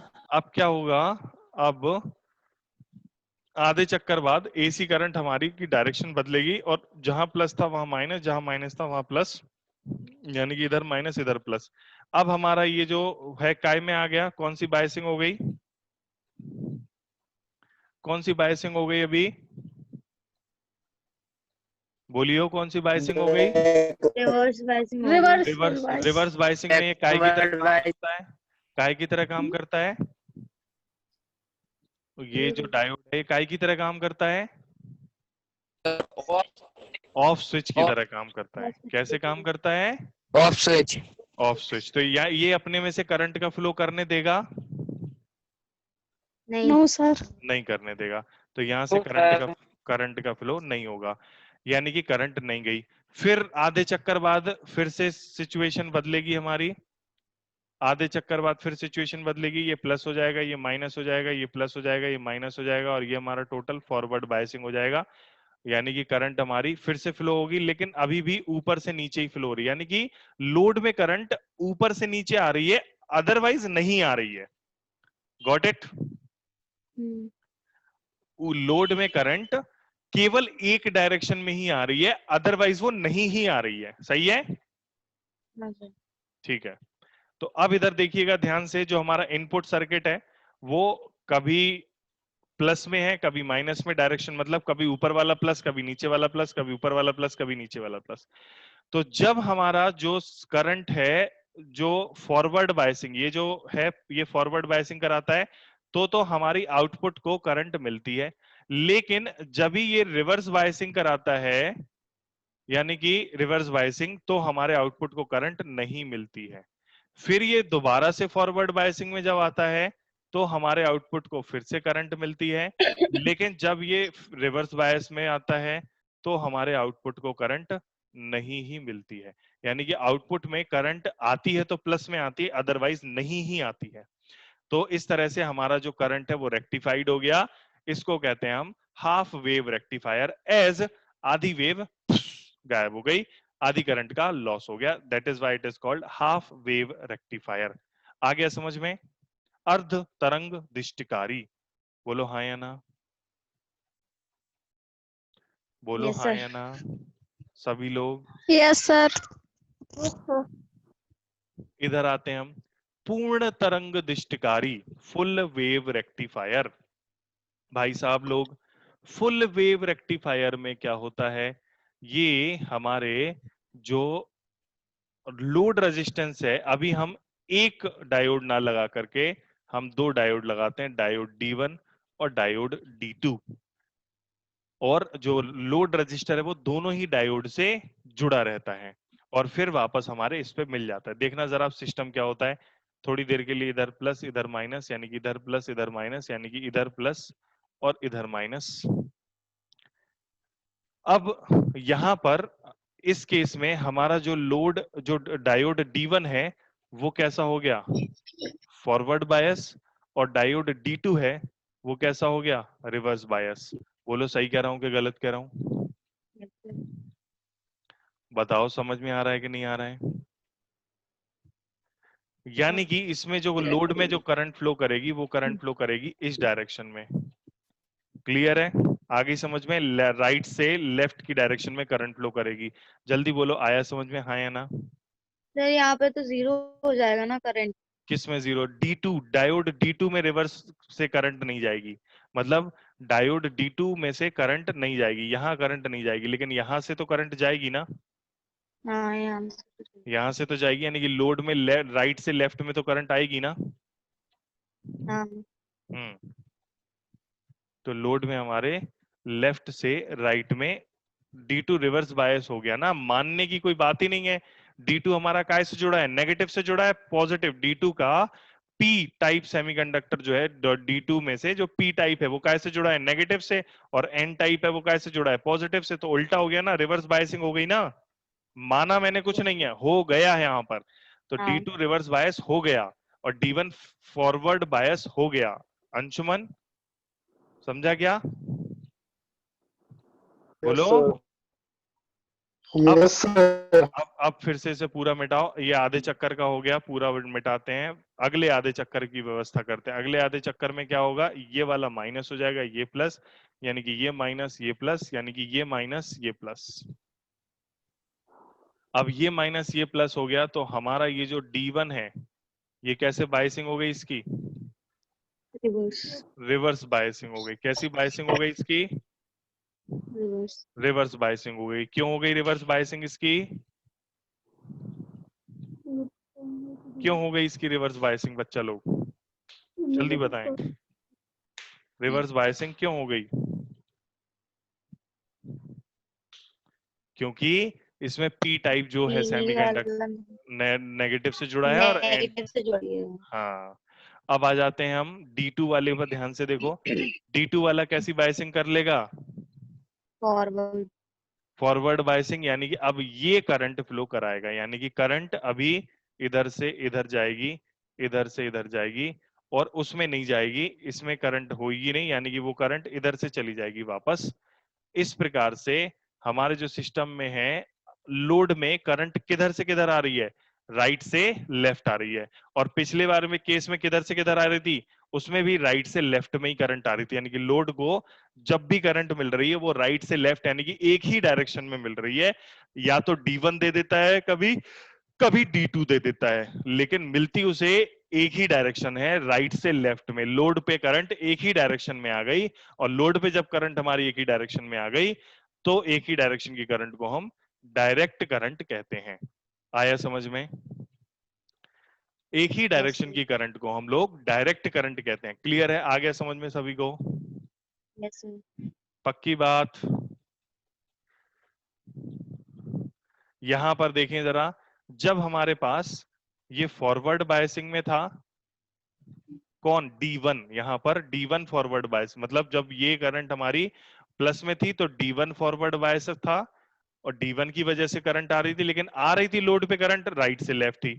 और जब ही उल्टा हुआ, क्या हमारी करंट ने डायरेक्शन बदली, तो अभी D2 फॉरवर्ड बायसिंग में आ गया, लेकिन करंट लोड में अभी भी राइट से लेफ्ट ही आई। तो दोनों केसेस अल्टीमेटली हमारे में करंट, मतलब इनपुट करंट चाहे तुम कोई दे रहे थे, आउटपुट करंट तुम्हें हमेशा उधर ही मिल रही थी। किधर? राइट से लेफ्ट।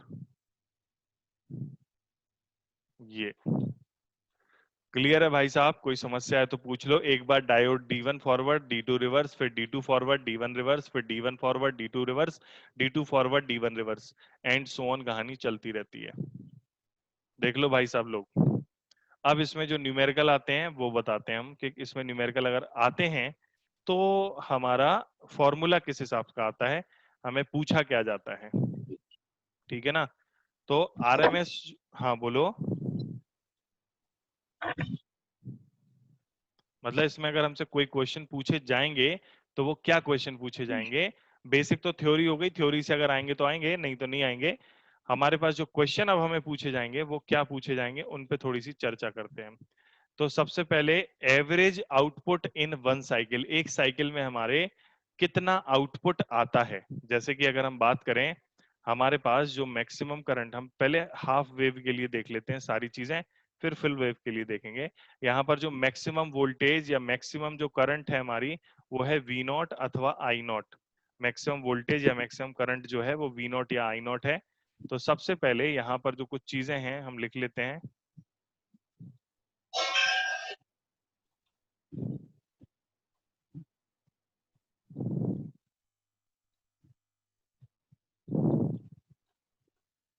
चीजें हैं हम कुछ लिख लेते हैं।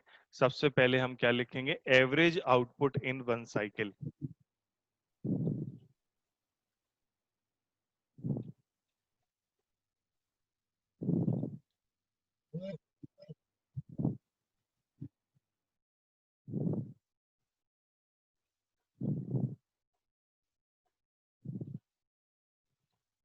एक साइकिल में एवरेज आउटपुट। तो अब करंट जो है आपकी डायरेक्ट करंट बन गई, वोल्टेज जो है आपका डायरेक्ट वोल्टेज बन गया। तो ये आएगा आई बराबर आई नॉट अपॉन पाई पूरे चक्कर का। ये आएगा आई नॉट। ये आउटपुट डीसी की बात हो रही है। अच्छा, कोई ये बताना चाहेगा कि ओवरऑल अगर हम इनपुट के लिए एवरेज निकालते थे तो कितना आता है? इनपुट में अगर एवरेज निकालते तो कितना आता? एक साइकिल के लिए इनपुट में अगर हम एवरेज निकालते तो कितना आता? एक साइकिल के लिए यदि हम इनपुट में एवरेज निकालते तो कितना आता? 0 0 आता है। एसी में एवरेज एक 0 पूरे साइकिल के लिए 0 आता है। Very good. जबकि डीसी में 0 नहीं आता। डीसी में यहां पर हमारा कितना आया, आई नॉट अपॉन पाई। अब कोई पूछेगा सर कैसे निकालते हैं, तो वो आपको अल्टरनेटिंग करंट में पढ़ाया गया है कैसे निकालते हैं। वो integration I D T divide by integration D T ऐसे करके। ठीक है, हाफ वेव है, बाकी इसमें कुछ होगी नहीं। जो भी होगा 0 से पाई बाय 0 से पाई तक का होगा, 0 से 2 पाई तक का निकालने की जरूरत है ही नहीं यहाँ पर।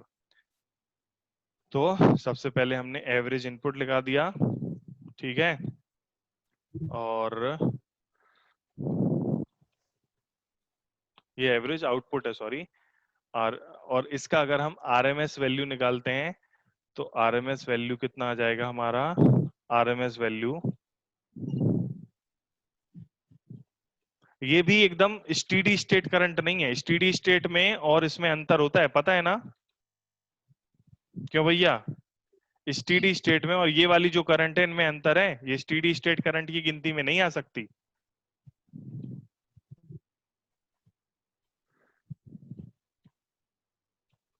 आरएमएस वैल्यू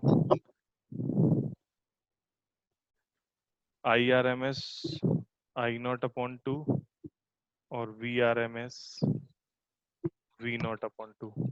ये स्टीडी स्टेट मतलब एक फिक्स्ड वैल्यू, जबकि हमारी करंट की वैल्यू या वोल्टेज की वैल्यू वो बदल रही है। आधे चक्कर में 0 है और आधे चक्कर में बढ़ती है, फिर घटती है, फिर 0 हो जाती है वापस से। ठीक है। एक चीज होती है जिसको हम कहते हैं रिपल फैक्टर। रिपल फैक्टर एक आइटम होता है जिसको हम कहते हैं ripple factor.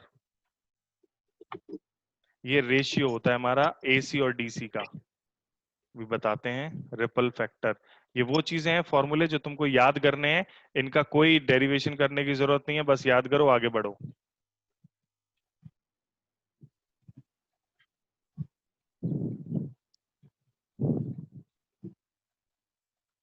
Ripple factor,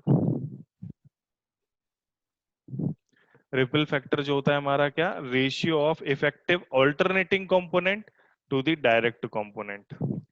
ratio of effective alternating component to the direct component.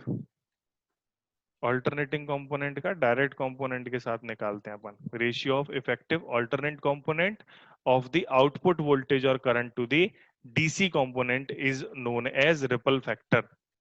कितने इस तरह से रिपल, तो आई ए सी अपॉन आई डी सी को हम रिपल फैक्टर कहते हैं।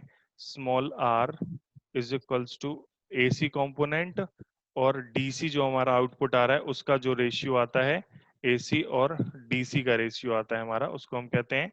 ये बन जाता है हमारा सॉल्व करने के बाद I R M S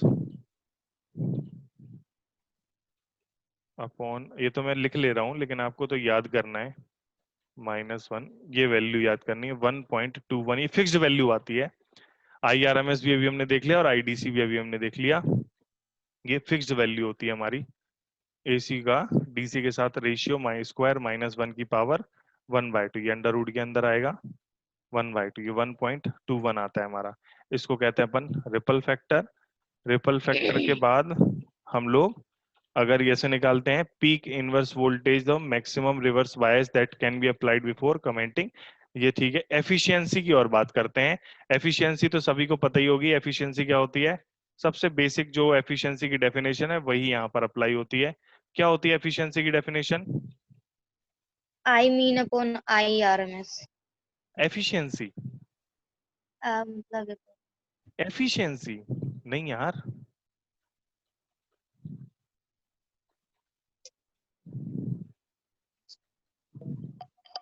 I input upon I output। आई नहीं, पावर। और power output upon power input, या work done output upon given energy. Efficiency एक बहुत ही बेसिक वो है टर्म, ये साइंस का टर्म नहीं है, ये सब जगह का टर्म है, हर जगह इस्तेमाल किया जाता है एफिशिएंसी। एफिशिएंसी का एक ही फॉर्मूला होता है, power output upon power input. ध्यान रख लीजिएगा, एफिशिएंसी का एक ही फॉर्मूला होता है, power output upon power input. Efficiency is equals to P output upon P input, और यदि आपको इसको परसेंटेज में बदलना है तो 100 से गुणा कर देते हैं। अब मैं आपको एफिशिएंसी जो बता रहा हूं वो भी फिक्स्ड है, इसकी जो एफिशिएंसी होती है ना हमारी, वो भी एफिशिएंसी भी हमारी फिक्स्ड होती है, ठीक है। तो एफिशिएंसी के लिए हमारा लोड और रिपल फैक्टर्स, इन दोनों से फर्क पड़ता है। तो लोड और रिपल फैक्टर को हमने काय से लिखा था, स्मॉल r से लिखा था। रिपल फैक्टर इसको हमने रेशियो, उसको हमने आर से लिखा था, ये जो रेशियो ये आ जाता है हमारा 40.6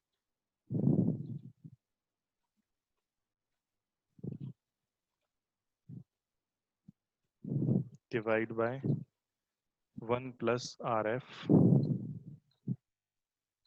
डिवाइड बाय, रिपल फैक्टर नहीं है ये,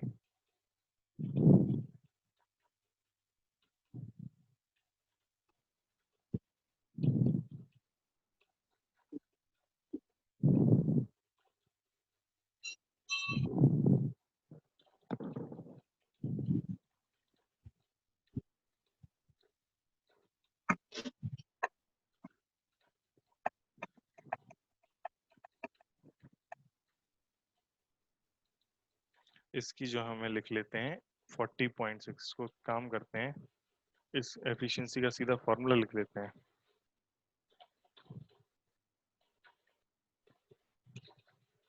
40.6%, ये आ जाती है अपनी 40.6% एफिशिएंसी हाफ वेव रेक्टिफायर की। आप यही याद कर लो बस, ज्यादा उसमें करने की जरूरत नहीं है।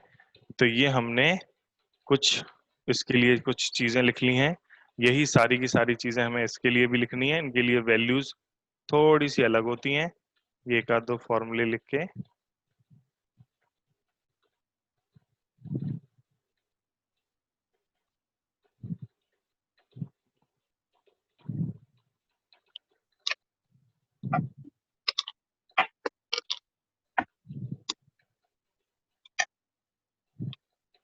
इसके लिए जो हमारी एवरेज आती है, यहाँ पर हम जब बात करते हैं एवरेज निकालते हैं, तो एवरेज हमारी 2V0 डबल हो जाती है आधे की, उसमें हाफ वेव रेक्टिफायर था, डीसी में ही था सारा का सारा, और तो उसकी जो एवरेज आएगी वो हमारी दोनों की मिला करके आएगी।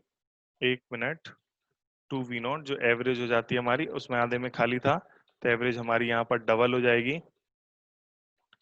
तो ये इंटू 2 इधर भी, इंटू 2 इधर भी, ये एवरेज आ गया, क्योंकि इसमें जो आधा साइकिल था वो भी खाली नहीं रहा, तो एवरेज हमारी यहाँ पर पे बढ़ गई। फिर अब IRMS है, वो बिल्कुल एग्जैक्टली AC के बराबर हो जाता है IRMS। AC में IRMS है, VRMS कितना होता है?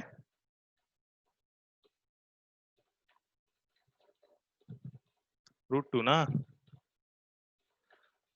रिपल फैक्टर, इसके लिए जब हम सेम फॉर्मूला रिपल फैक्टर का लगाते हैं तो ये 48% या 0.48 आता है।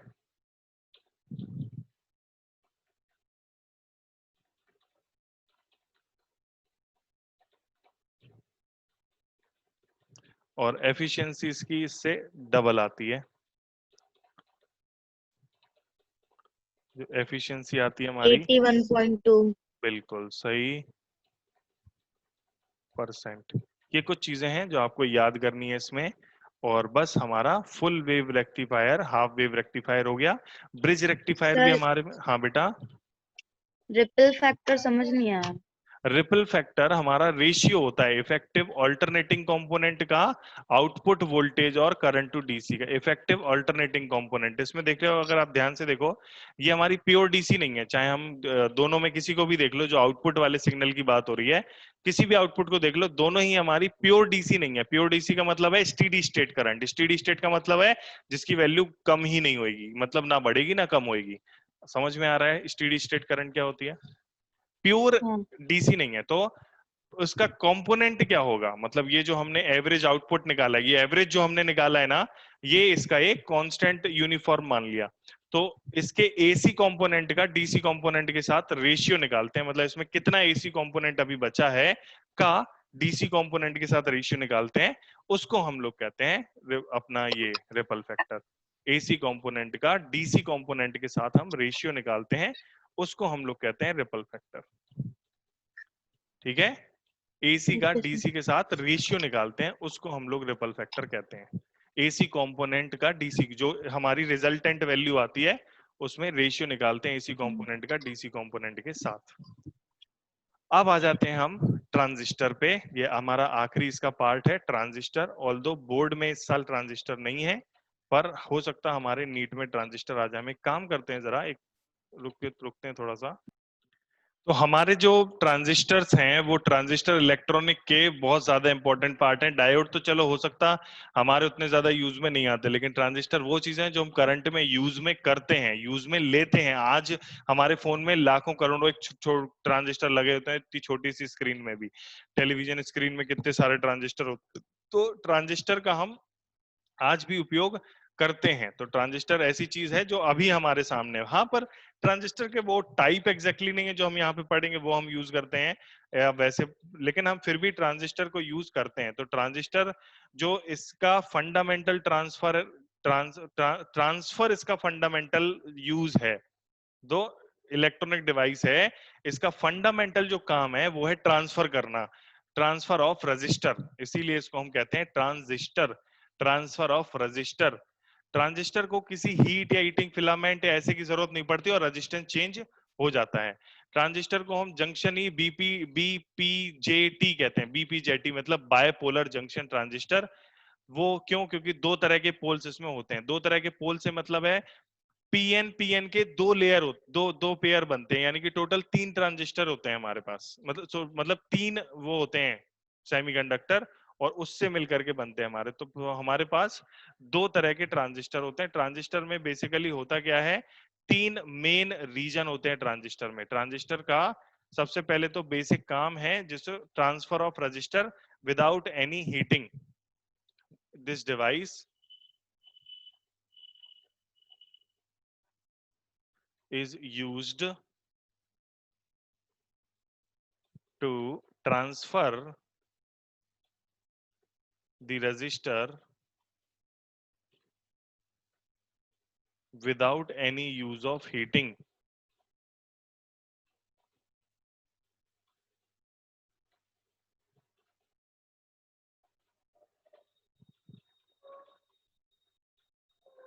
बिना कोई हीटिंग का इन्वॉल्वमेंट लाए हम इसको करते हैं। तो इसके बेसिकली 3 पार्ट्स होते हैं। It has mainly 3 part. It has mainly 3 parts. कौन कौन से 3 पार्ट्स होते हैं बताइए जरा, कौन कौन से 3 मेन पार्ट होते हैं इसके? एमीटर, बेस, हम्म कलेक्टर। कलेक्टर। तो एमीटर, बेस, कलेक्टर, उत्सर्जक, आधार, संग्राहक। उत्सर्जक, आधार, संग्राहक, नाम ही इनके बिल्कुल क्लियर हैं, और नाम से इनका काम क्लियर है एकदम। नाम क्लियर है और नाम से काम क्लियर है। उत्सर्जक, आधार और संग्राहक। उत्सर्जक का काम होता है एमिट करना, आधार का काम होता है आधार बनाना, और बेस संग्राहक का काम होता है जो उत्सर्जक से निकल के आ रहे हैं उनको संग्रह करो, उनको इकट्ठा करो, कलेक्ट करो। तो एमीटर, स्पेलिंग एमीटर की EMITER गलत लिखी ना, EMI डबल टी आएगा। TER।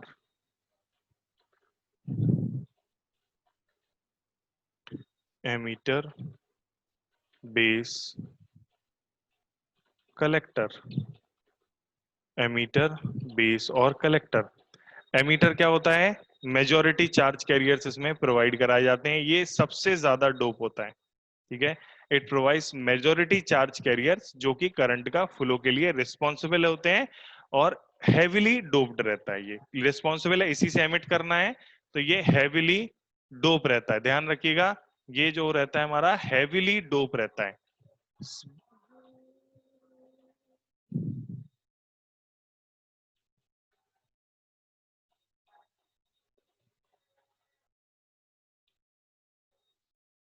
It provides majority charge carriers by which current flows in the transistor.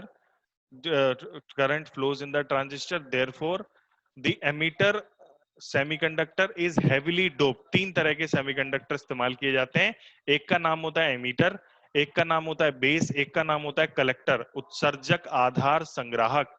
तो जो उत्सर्जक होता है एमीटर होता है वो हैविली डोप होता है। हैविली डोप होने के जरूरत क्या है? क्योंकि इसी से जो चार्ज कैरियर्स हैं वो निकलते हैं, तो निकलेंगे तो इसके पास ज्यादा होने आवश्यक है, ठीक है।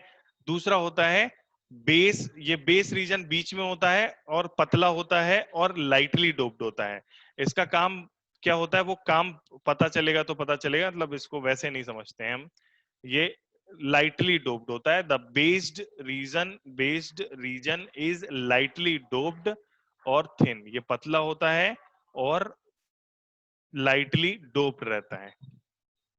lightly doped, the base region is lightly doped and thin। lightly dope होता है और thin रहता है। ये हमारे कलेक्टर की बात आ जाती है। अभी कलेक्टर जो होता है इसका काम है कलेक्ट करना, तो ये मॉडरेटली डोप्ड होता है। मतलब मॉडरेटली डोप से मेरा मीनिंग है मतलब बीच में, इन दोनों के बेस कम डोप होता है ये। The size of collector region is large, ये एमीटर से भी बड़ा होता है, वो एमीटर से भी बड़ा होता है। It is lightly doped, it collects the charge carriers coming from the emitter, और इट कलेक्ट करता है उनको। बेसिकली इसका काम है कलेक्ट करना, इसीलिए इसको बड़ा बनाते हैं। It is moderately doped, it is moderately doped. ये मॉडरेटली हमारा डोप्ड रहता है। स्पेलिंग मॉडरेटली गड़बड़ कर दिया मैंने, क्या कह रहे हैं हमसे? MODRATELY, मॉडरेटली डोप्ड, ठीक है।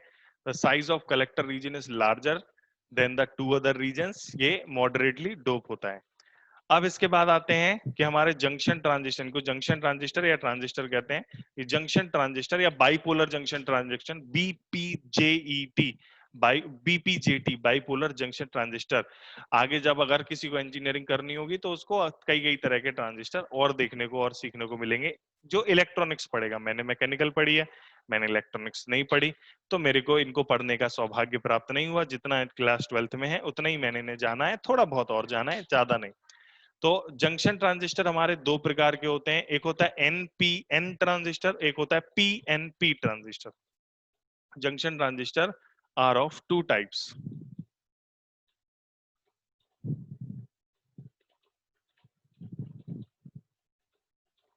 Junction transistors are of two types.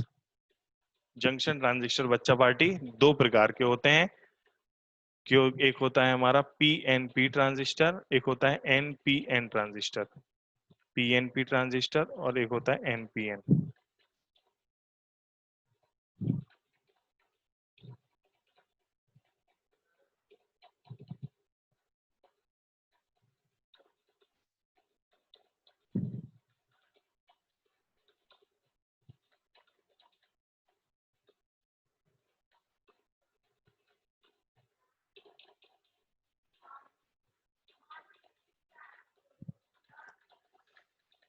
PNP transistor और दूसरा होता है हमारा एनपीएन ट्रांजिस्टर। पीएनपी ट्रांजिस्टर की शक्ल कैसी दिखती है? इसमें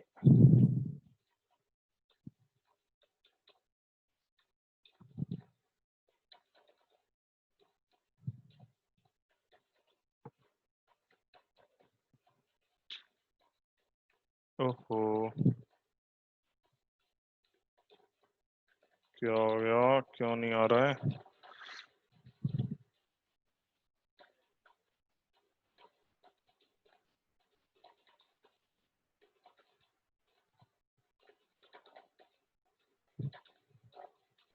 आएगा आएगा।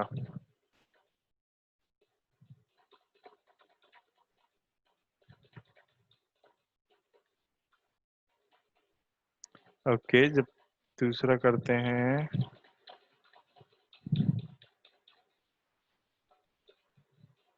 आ गया ये वाला।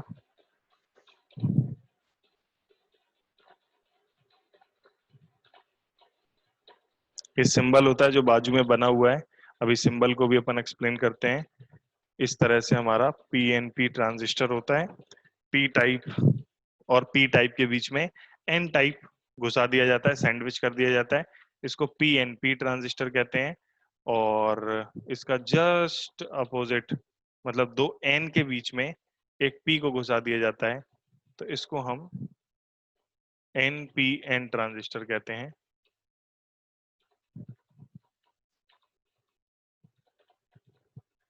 एनपीएन ट्रांजिस्टर,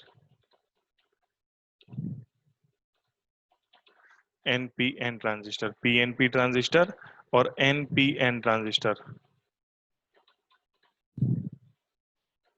पीएनपी ट्रांजिस्टर और एनपीएन ट्रांजिस्टर, शक्ल देख लिया आप लोगों ने, आपको समझ में आ ही गया होगा किस तरह का ट्रांजिस्टर है ये। पीएनपी ट्रांजिस्टर और एनपीएन ट्रांजिस्टर, बीच में एक लाइन बना दें।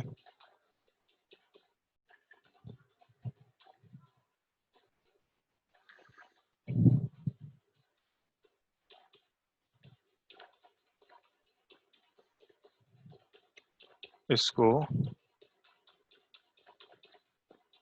थोड़ा सा और समझते हैं। एनपीएन ट्रांजिस्टर, इसका सर्किट जो है वो किस तरह का दिखता है? अगर हम इसका सर्किट बनाएंगे तो वो कुछ इस तरह का दिखता है। देखिएगा जरा, यहाँ पर एमीटर और बेस को हम लोग करते हैं फॉरवर्ड बायस। हमेशा ध्यान रखिएगा, एमीटर और बेस को करते हैं फॉरवर्ड बायस। ठीक है, तो एमीटर ये रहा, पहला वाला एमीटर रहा हमारा, ये एमीटर है, ये बेस है, ये कलेक्टर है। ठीक है, एनपीएन ट्रांजिस्टर है, फॉरवर्ड बायसिंग करनी है इसकी हमें, ये फॉरवर्ड बायसिंग करते हैं। तो एमीटर और बेस के बीच में जो हम पोटेंशियल डिफरेंस लगाते हैं वो कुछ इस प्रकार से लगाते हैं पोटेंशियल डिफरेंस कि ये इलेक्ट्रॉन को पुश करता है, इलेक्ट्रॉन्स को पुश मिलता है। फॉरवर्ड बायस यानी कि पी टाइप को पॉजिटिव से जोड़ दिया और एन टाइप को नेगेटिव से जोड़ दिया। इसको थोड़ा सा हम जूम कर लेते हैं, एक, अरे यार सब चला गया, आ गया आ गया आ गया आ गया। ओके, वो दोनों में ही ऐसा रहता है। कैसा रहता है दोनों में ही? कि हम क्या कहते हैं इनको, पी टाइप और एन टाइप को हम लोग इस तरीके से व्यवस्था बनाते हैं कि फॉरवर्ड बायसिंग बने। पहले जो है एमीटर और बेस में पहले फॉरवर्ड बायसिंग होना मांगता है, तो हमारी यहाँ पर पहले फॉरवर्ड बायसिंग हो गई। ई और बी के बीच में फॉरवर्ड बायसिंग और बी और सी के बीच में रिवर्स बायसिंग हो। क्यों? क्योंकि कलेक्टर को कलेक्ट करना है, कलेक्ट करना है तो रिवर्स बायस तो होना पड़ेगा। यानी कि एन टाइप को किससे जोड़ दिया हमने? हाई पोटेंशियल से, और इसको जोड़ दिया किससे? लो पोटेंशियल से। बेस जो कि थिन होता है, इसीलिए जो बेस की करंट होती है वो माइक्रो एम्पियर में आती है, और इन दोनों की जो करंट होती है एमीटर और कलेक्टर की, ये मिली एम्पियर्स में आती है। लेकिन अगर आप इस पूरे को बहुत ध्यान से देखेंगे तो आपको एक चीज समझ में आ रही होगी, आई ई जो करंट है अभी वो बाहर निकल रही है जंक ट्रांजिस्टर से, आई बी अंदर घुस रही है, और आई सी और आई बी दोनों ही अंदर घुस रही हैं। यानी कि यदि आप इसमें जंक्शन रूल लगाते हो, किरचॉफ का जंक्शन लॉ, तो आई ई बराबर आपको आई बी प्लस आई सी मिलता है। ये इसका बेसिक फंक्शनिंग है। मैं फिर बता देता हूं, एमीटर बेस हमेशा फॉरवर्ड बायस रखते हैं, कलेक्टर को रिवर्स बायस रखते हैं। कलेक्टर का काम है कलेक्ट करना, तो वो कलेक्ट तभी कर पाएगा जब उसको रिवर्स बायस रखोगे तो वो कलेक्ट करेगा, आने देगा, आन दो। और जबकि जो हमारा एमीटर उससे एमिट होना है तो उसको फॉरवर्ड बायसिंग रखना पड़ेगा। इस तरह से दो एन के बीच में एक पी घुसा देते हैं, इसको एनपीएन ट्रांजिस्टर कहते हैं। बाजार में जाओगे तुम खरीदने के लिए ट्रांजिस्टर, तुम्हें मिल जाएंगे, 3 टांगों वाले होते हैं ट्रांजिस्टर, और तुम्हें बाजार में जाओगे खरीदने को मिल जाएंगे। तो इन ट्रांजिस्टर में आप जब जाओगे तो वो ज्यादातर तुम्हें एनपीएन ट्रांजिस्टर बेच रहा होगा। क्यों? क्योंकि एनपीएन ट्रांजिस्टर ज्यादा इफेक्टिव होते हैं पीएनपी ट्रांजिस्टर से। उसका कारण वही है, चार्ज कैरियर इसमें एनपीएन में इलेक्ट्रॉन्स होते हैं और पीएनपी में चार्ज कैरियर्स हमारे होल रहते हैं। ठीक है, इसके बाद हमारा एनपीएन हो गया। अभी पीएनपी ट्रांजिस्टर की और बात कर लेते हैं। पीएनपी ट्रांजिस्टर देखिएगा, पीएनपी की और बना लेते हैं करते, लेकिन उनको भी फॉरवर्ड बायस और रिवर्स बायस ही है। सिस्टम हमारा वही है कि उसको फॉरवर्ड बायस करो, उसको रिवर्स बायस करो।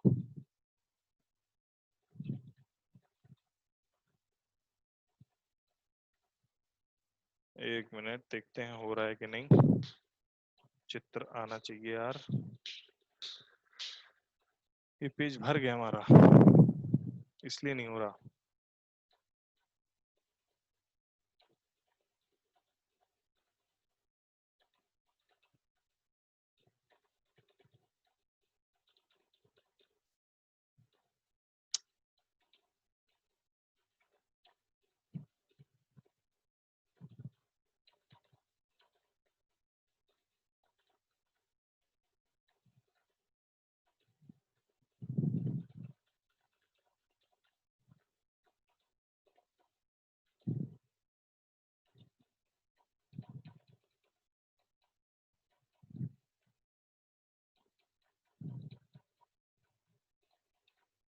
ये हो गया बड़े आसानी से। एनपीएन ट्रांजिस्टर है ये। तो यहाँ पर ये इसका सिंबल जो है, इसमें जो सिंबल के अंदर आपको इधर पे ये एरो दिखाई दे रहा होगा, इस एरो की बात कर रहा हूं मैं। ये एरो बाहर निकलता हुआ दिख रहा है, मतलब इसमें एमीटर जो है, ये इसका एमीटर वाला हिस्सा है, ये बेस है और ये कलेक्टर है। जब भी बेस से करंट घुस के एमीटर से निकलती है तो फिर वो हमारा एनपीएन ट्रांजिस्टर, यहाँ कहीं नहीं लिखा कि एन कौन सा है, पी, एनपीएन ट्रांजिस्टर हो। क्यों? करंट कहां से कहां जाती है? पी से एन जा रही है, एनपीएन ट्रांजिस्टर है, इसीलिए करंट हमारी ऐसी जा रही है, एन से पी की तरफ जा रही है। यानी कि एमीटर से जब करंट बाहर की तरफ को निकले जंक्शन में, मतलब ट्रांजिस्टर में, एमीटर से बाहर की तरफ को निकले तो वो एनपीएन ट्रांजिस्टर का काम होता है। ये सिंबल इसीलिए होता है। कारण भी आपको पूछा जाए तो बता दीजिएगा। कारण यही है कि इसको फॉरवर्ड बायस करते हैं एमीटर वाले को, और इसको कलेक्टर वाले को रिवर्स बायस करते हैं। एमीटर को फॉरवर्ड बायसिंग में लाते हैं और कलेक्टर को हम रिवर्स बायसिंग में लाते हैं। इसको बहुत ध्यान से देखिएगा बच्चा लोग, एमीटर को हम फॉरवर्ड बायसिंग में लाते हैं और उसको कलेक्टर को रिवर्स बायसिंग में लाते हैं, हमेशा ये याद रख लेना। अभी मैं पीएनपी ट्रांजिस्टर बनाने की और कोशिश करता हूं। ये जो चीजें हैं समझना, अभी इनके हम फंक्शनिंग भी समझेंगे, तो ज्यादा फंक्शनिंग हम लोग कोशिश करेंगे कि याद कर लें, काहे कि इनको समझने में थोड़ा सा कॉन्सेप्चुअल दिक्कतें हैं। समझने में कुछ कॉन्सेप्चुअल दिक्कत, अभी मैं बताऊंगा क्या कॉन्सेप्चुअल दिक्कतों की बात कर रहा हूं मैं। देख लो, तो ये हमारा वही है पीएनपी ट्रांजिस्टर। पीएनपी ट्रांजिस्टर में फिर से हमने यहाँ पर एमीटर बेस को फॉरवर्ड बायस कर रखा है, आपको दिख रहा होगा।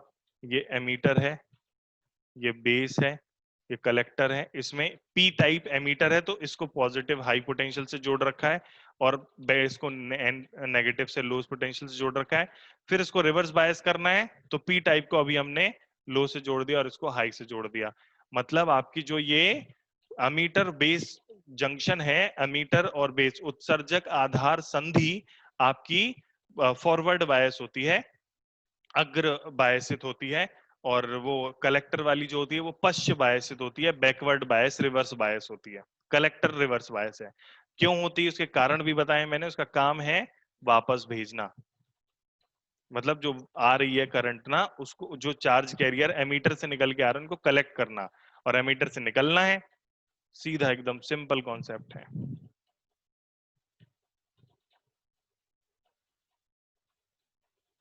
यहां पर एमीटर में से करंट बाहर निकल, ये तो उल्टा, ये तो मैंने गलत बना दिया मैंने, गलत गलत गलत गलत गलत गलत गलत। पीएनपी ट्रांजिस्टर जो होगा उसमें करंट अंदर घुसेगी क्योंकि वो पी टाइप है, पी टाइप से एन टाइप की फॉरवर्ड बायस करोगे तो करंट कहां से कहां जाएगी, पी टाइप से एन टाइप। तो इसको देखकर ही तुम बता सकते हो कि ये हमारा, ये एमीटर है, ये बेस है, कलेक्टर है, एमीटर से बेस करंट जा रही है। अब इसको अगर ध्यान से देखोगे, आई ई अंदर घुस रही है, आई बी और आई सी बाहर निकल रही है, तो यहां भी हमारा किरचॉफ का जंक्शन रूल अगर तुम लगाओगे तो यहां पर भी वही काम करेगा, आई ई बराबर आई बी प्लस आई सी। इसको याद रख लेना, दोनों के लिए ये काम करता है। ये आगे हमें जब क्वेश्चन करेंगे तो ये चीज सबसे इंपॉर्टेंट है, आई ई, या समझने के लिए भी सबसे इंपॉर्टेंट है, आई ई बराबर आई बी प्लस आई सी। तो ये हमारे दोनों तरह के ट्रांजिस्टर हमने देख लिए, पी एन पी ट्रांजिस्टर और एन पी एन ट्रांजिस्टर। खास बातें जो थी वो हमने लिख ली, क्या कि आपका पी एन पी ट्रांजिस्टर में 2 पी बीच में एन, और एन पी एन ट्रांजिस्टर में 2 एन बीच में पी। फिर आपसे पूछा गया कि इसका वर्किंग फंक्शन कैसे होता है, तो फंक्शन भैया 2 पीएन जंक्शन बनते हैं, यहाँ पर 2 पीएन जंक्शन बनते हैं, एमीटर को और बेस को बैटरी लगाते हैं, बायसिंग करते हैं। कैसी बायसिंग करते हैं, फॉरवर्ड बायसिंग, दोनों में ही एमीटर बेस को फॉरवर्ड बायस करते हैं, और दोनों में ही, और कलेक्टर उसको रिवर्स बायस करते हैं। ये दोनों के केस में ही फॉरवर्ड बायस रहती है, जैसे यहाँ भी फॉरवर्ड बायस है, और ये दोनों के केस में ही रिवर्स बायस रहती है, जैसे कि यहाँ पर रिवर्स बायस्ड है। फॉरवर्ड बायस रहती है और रिवर्स बायस रहती है। फिर उसके बाद हम लोग इधर आते हैं, आई बराबर आई बी प्लस आई सी। बढ़िया से ये सिस्टम बन गया हमारा, क्लियर हो गई। बताओ भाई साहब, कुछ और इसमें समस्या है तो पूछ लो,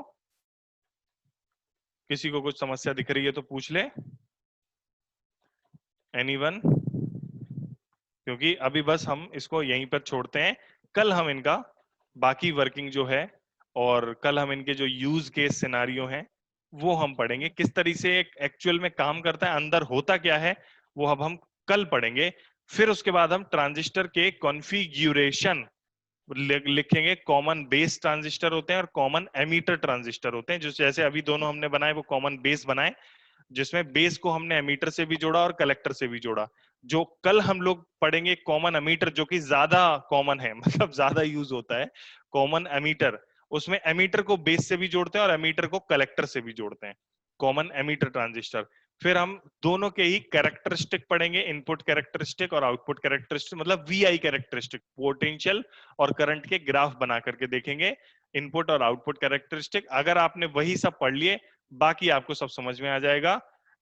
कॉमन एम्पलीफायर की तरह कैसे यूज होता है वो भी सिंपल है, और बाकी उनमें फॉर्मूले मेन है जो हमें याद करने हैं, और ऑसिलेटर की तरह यूज होता है वो भी हमारे पास में। स्विच होता था, लेकिन स्विच तो मैंने अभी सिलेबस में नहीं देखा, तो हम स्विच नहीं पढ़ेंगे, एम्पलीफायर की तरह पढ़ेंगे। फिर आगे जो उसके बाद रहेगा, यानी कल के बाद हमारी, कल खत्म हो जाएगा, कल हम क्वेश्चन भी कर लेंगे, डिजिटल इलेक्ट्रॉनिक्स यानी कि बाइनरी नंबर इनको कन्वर्ट करना, ये सब हम लोग बूलियन अलजेब्रा, 1010 गेट, ये पढ़ेंगे। चलिए ठीक है, क्लास हमारी खत्म करते हैं आज की। सर हाँ बेटा। सर सर कुछ डाउट पूछने थे। अभी तो नहीं बता पाऊंगा मैं, तो मेरे को भेज देना, मैं तुम्हें टाइम दे नहीं दूंगा। अभी नहीं, आप हाँ सर मैंने बना लो। पीडीएफ डाली है। अच्छा हाँ, तुमने डाली थी पीडीएफ, देखी है मैंने। मैं एक बार उनको थोड़ा सा कर लूंगा, टाइम बताओ कब का दे दे। कल तो मैं हूं नहीं झांसी में, तो कल मैं बाहर जा रहा हूँ, कल का मैं टाइम दे सकता था, पर अब कल तो पॉसिबल नहीं है, तो हम लोग परसों कर लेते हैं। परसों हम लोग कर सकते हैं, तुम तो फ्री रहती हो सुबह से शाम, मेरी भी परसों क्लासेस कुछ ज्यादा है नहीं, कर सकते हैं हम, ठीक है? कितने बजे सर? जल्दी कर लेंगे, सुबह ही कर लेंगे, 6 बजे करीब, 6-7 ठीक बजे। है। ठीक है, हाँ चलो ठीक है, ओके भाई, बाय।